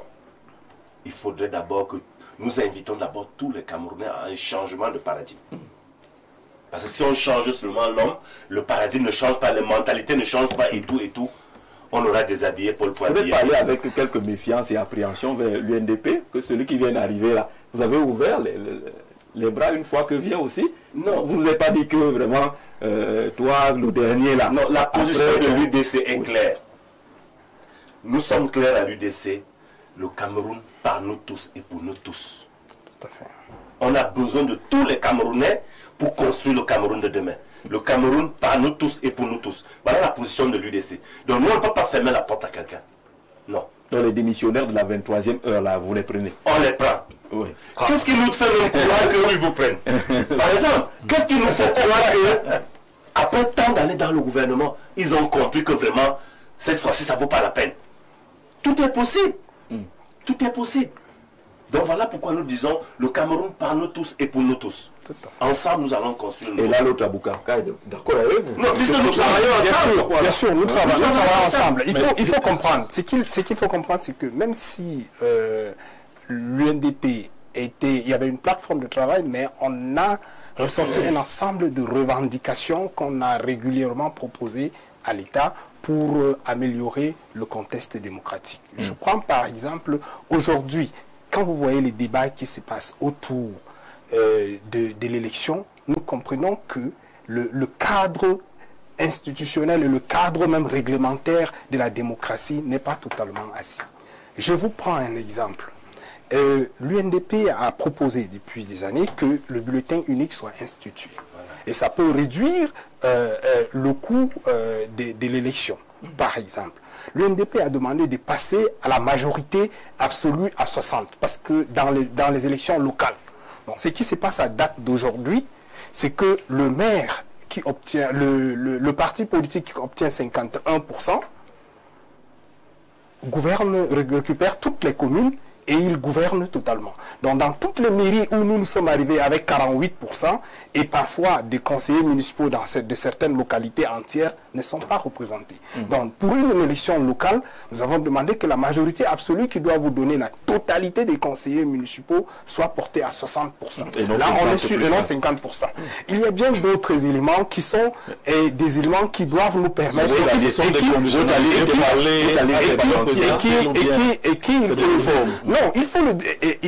qu'il faut le dire que à date, on devrait, à travers cette élection, pouvoir d'abord remettre en place tous les éléments qui doivent permettre d'avoir des élections ou bien un mode de gestion et de choix des gestionnaires plus transparent et plus fair. Alors, s'agissant de notre allié, ça n'a pas toujours été pour rose.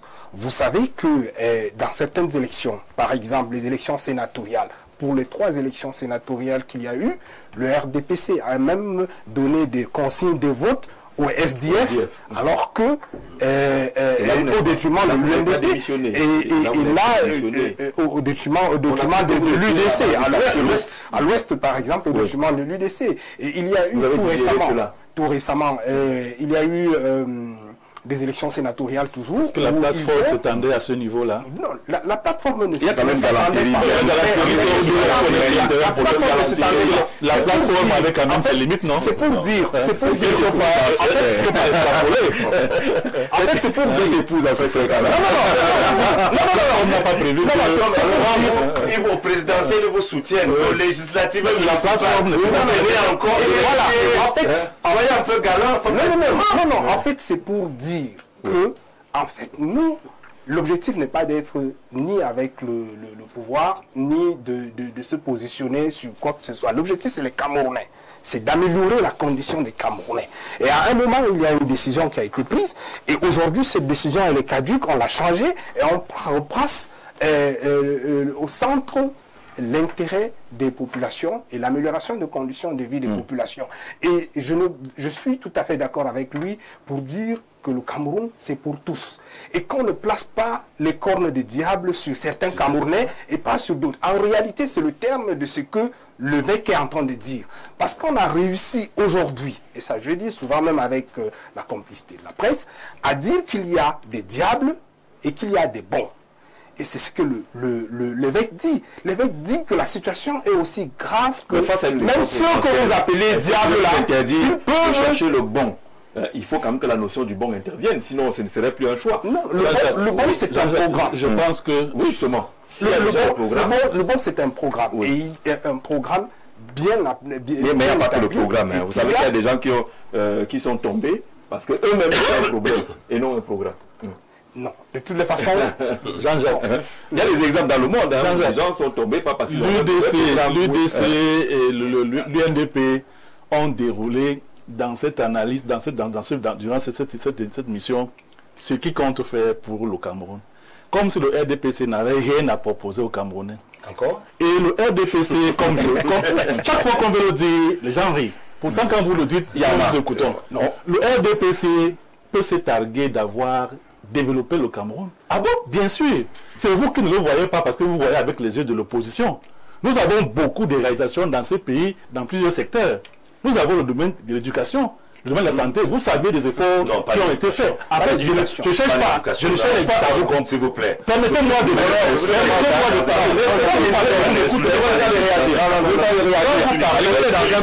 Quand je vais vous parler, je vous tout à l'heure, il a dit qu'il faudrait qu'on change la mentalité des Camerounais.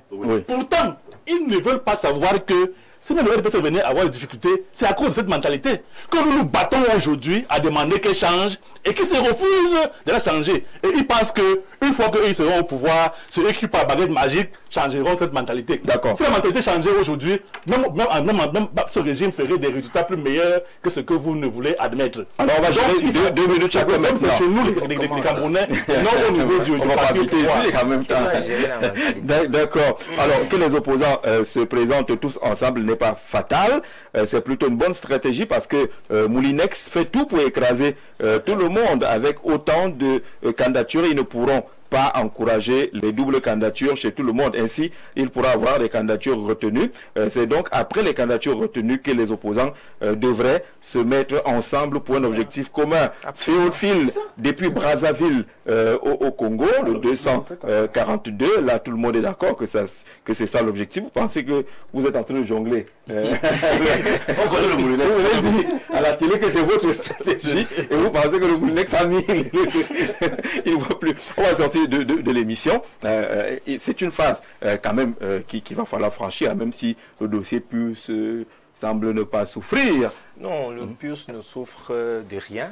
Grâce au processus démocratique. La candidature de Serge Matomba. Grâce à vous? Oui. D'accord. Quand on est républicain, il n'y a pas de problème. Sa candidature a suivi, n'est-ce pas, tout le canevas et toutes les règles qui, n'est-ce pas, régissent la participation à la candidature à l'élection présidentielle. Donc nous sommes parfaitement sereins de ce que notre candidature sera bel et bien retenue et qu'au soir du 12 octobre 2025, Serge Matomba sera bel et bien le premier président du Cameroun indépendant. D'accord, bonsoir M. Zé. Franchement, le Cameroun est devenu depuis un certain temps une curiosité du fait de la comédie politique que nous présente le RDPC. Au lieu d'avouer publiquement il s'agrippe toujours au nom de Paul Biya ou la photo de Paul Biya, 82 candidatures montrent clairement que la fonction présidentielle ne dit plus rien aux gens, car même si on fait rien, 43 ans, le peuple peut rien te faire. Vous comprenez que c'est notre ami qui écrit du côté du Burkina Faso, le plus 226, au bureau à cause d'un glissement d'intégrité, de crime, tu vas lire l'heure. Passons la main à quelqu'un d'autre pour un souffle nouveau à ce beau pays. Depuis le Burkina, j'ai honte de mes amis qu'on envoie humilier sur les plateaux télé. Faso Lagis Bama depuis le Burkina Faso. Le cas UPC, il n'y a pas un cas UPC. Jean-Jacques, je n'ai même pas de problème parce qu'on parle du cas UPC. Je vous ai dit au départ que vous avez fait une émission, vous avez à la fin la typologie des acteurs, vous-même. Voilà. Vous n'avez à aucun moment entendu parler d'un programme commun. À aucun moment. Oui. Et c'est pour ça qu'à l'UPC on dit il n'y a pas à faire une coalition pour la coalition. Absolument. Parce que demain, qu'est-ce qui va se passer? Ce sera le mariage entre les carpes, je sais pas moi, les dindons. N'ayant pas fait un programme, ils ne vont pas s'entendre. Il faut qu'au départ, nous, le président appelle ça un programme patriotique minimum. C'est ça qui permet de définir les politiques publiques qu'on va appliquer si on arrive au pouvoir. Dans le cas contraire, c'est un passe-temps. La deuxième chose, c'est que tout le monde dit qu'il faut encadrer l'opposition. C'est une impossibilité. Dès lors que l'opposition n'est pas seulement le contraire du RDPC. Tout à fait. Vous croyez que ceux qui ne sont pas RDPC sont dans l'opposition. Ce n'est pas vrai. Donc on va faire des consensus au fur et à mesure. Et peut-être on va arriver. Mais je voudrais souhaiter que les gens ne fassent pas le consensus pour contre Biya. Ça ne change pas grand-chose. Il faut un programme qu'on va appliquer lorsqu'on arrive au pouvoir. Et c'est à ce niveau que se pose le problème. Tout à fait. C'est à ce niveau que c'est très grave que l'extrême droite rencontre l'extrême gauche. Oui, tout à fait. Sur le plan programmatique, c'est très difficile. Des unions contre nature. C'est ça le problème. Donc ne demandez pas ce qu'on ne doit pas faire. Je prends un cas. Moi je suis à l'UPC, puisque vous voulez qu'on en parle. Qu'est-ce que j'ai à discuter avec un homme qui soutient Biya pendant que moi je veux un candidat de l'UPC? Rien. Tout à fait. J'ai discuté avec quelqu'un qui me dit on veut une candidature, mais ce n'est pas toi, c'est moi. On discute. Mais celui qui a des soutiens, un tel, monsieur, je n'ai plus rien à dire avec lui. Voilà la réalité. Est-ce que vous avez demandé à lui de s'entendre dans ces conditions-là? Donc, c'est la même chose pour l'opposition, hein, avec les partis de l'opposition. Ne demandez pas ce qui ne doit pas être fait. Pourquoi voulez-vous que Taylor Onana, qui veut être contre Paul Biya, les deux s'entendent? Ils ne vont pas s'entendre. Il y a un qui va s'effacer, tout simplement. Mais pour le cas de l'opposition, il faut au moins que les gars aient un programme minimum patriotique. Il y a encore le temps pour cela? Je pense qu'il y a le temps pour ceux qui ont des prérequis programmatiques. Ça veut dire tout à quoi? fait. Ils viennent quand même Vous avez écouté le PULS, hein? Il est très facile pour que le PULS et l'UP s'entendent. C'est très facile. Oui, tout à fait. Mais ça va être très difficile pour que l'UNDP et le PULS s'entendent. Oui. Je le dis comme ça parce que j'ai lu les programmes. Hein? Alors si vous voulez, si vous attendez que le PULS et l'UNDP s'entendent et que cela, ce n'est pas possible. Ils vont faire une coalition gouvernementale pour remplacer Biya. Et l'UPC n'est pas partant dans ces conditions. Nous on dit, autant qu'on s'asseye maintenant, qu'on s'entende sur un programme, c'est pas que le programme se fusionne, hein, mais qui est, comme on dit, l'intersection des programmes qui nous soit communs et qu'on avance dans ces conditions, ce sera facile. Mais il me semble que les gens aujourd'hui sont braqués. Je vous ai dit la typologie qu'on en veut après qu'ils quittent. D'abord. Moi, je ne suis pas de ceux-là. Non, ce n'est pas ça le problème. Qui quitte d'abord. Non, nous on n'est pas là-dedans. On dit, Biya est une conséquence. Vous comprenez, hein? Biya est une conséquence. Si on fait un programme patriotique minimum et qu'on s'entend dessus, on ira ensemble pour chercher les municipales. Avec ce programme, hein, même si on est divergent, mais c'est le même programme qui va gérer les communes. Le même chef qui va gérer l'Assemblée nationale. Mais vous pouvez pas, il voulait prendre un exemple tout à l'heure. Le chef d'État, n'est-ce pas? Sur la base d'un programme gouvernemental, pas sur la base d'un programme programmatique, n'est-ce pas? Vous avez une Assemblée nationale, vous êtes minoritaire. Vous n'avez pas le choix que de la dissoudre. Et comme vous n'avez pas un programme minimum patriotique, vous perdez les élections. Vous faites quoi? C'est la crise institutionnelle. Tout à fait. Il faut commencer donc dès maintenant à construire un programme, à élaborer un programme qui permette le moment venu qu'on soit convergent sur un minimum de choses. Ça ne me semble pas être le cas. C'est pour ça que nous sommes là. Et chacun vous dit, je vous attends. Je vous attends. Je vous attends. D'accord. Mais je dis encore, je finis par là, qu'il y avait bien 17 partis politiques au Sénégal, un seul a gagné. Mais vous, rassurez-vous, il n'y aura pas 20 candidats là. C'est-à-dire lorsqu'on fait les statistiques normales, parce que dans tous les cas, malgré moins de 10. même si le respect qu'on doit au parti politique doit quand même dire que si à la fin, il y a 10 candidats, ou même 15, et que le peuple se lève, parce que le problème c'est ça, les gens veulent le changement, mais ne font rien pour le changement. Si le peuple se lève et vote, voilà. Les statistiques nous permettent de voir que depuis 1992, l'UDPS n'a jamais eu 3 millions de voix. C'est vrai. Les gens qui ont eu... En ce temps, il y a 3 millions d'abstentions. Donc, si les gens se lèvent pour dire on veut voter quelque chose d'autre, je n'ai pas dit quelqu'un d'autre, parce que quand nous c'est contre Biya, quelque chose d'autre, c'est-à-dire un nouveau programme. Vous comprenez? Il est sûr que Biya perdra. D'accord. Malheureusement, ce qui est là-dedans, c'est que tant qu'ils ne seront pas ensemble, c'est la cause du RDPC. Et construire pour décourager l'électorat. Parce qu'à la fin, la sanction est due au fait que quand quelqu'un va voter en sachant d'avance que... c'est ça la réaction. C'est ça le problème. Voilà, qui non, allez voter les candidats qui vont se présenter. Voilà. Faites le bon choix pour vous. On se retrouvera ici sur ce plateau avec les candidats qui seront finalement admis, entre guillemets, pour la phase des Champions League. 15 secondes. 15 secondes. Parce que je voudrais ajouter, je ne veux plus revenir sur ce que M. Nyeka dit, parce qu'il faut voter et contrôler. Là, nous sommes d'accord. Mais je voudrais dire qu'il y a un élément important que je voulais soulever. Allez-y, rapidement. Les hommes ont échoué. Faisons confiance à une femme aussi. Essayons aussi une femme. Essayons aussi une femme. Et je vais dire une chose. Vous l'avez dit. Vous l'avez déjà dit. Elle ne peut pas assumer ça. Alors, les gens font confiance pour déposer sa candidature. Elle était entourée. Elle était entourée de femmes. Et non des non politiques. Merci Bruno. Monsieur Aboubacar, on se retrouvera. Parce que j'ai bien envie qu'on parle des bilans des conseils régionaux. Il faudra qu'on trouve un espace pour cela. Oui, nous sommes disponibles. Aujourd'hui, le conseil régional de l'Adamawa est le premier conseil régional du tout. Et puis, il a placé son mandat sur l'éducation et la santé. Et c'est ça que vous placerez pendant la campagne électorale. Bien d'autres choses. Et comme a dit un téléspectateur, il a pris le cas de Garaboulaye. Je peux vous donner, il y a plein d'autres cas. Il y a le cas cas de cause. Là où l'UNDP gère. Exactement. D'accord, merci d'être passé par ici. Rendez-vous demain, 17 h, avec d'autres invités et surtout avec le même plaisir. Très bonne soirée sur Info TV.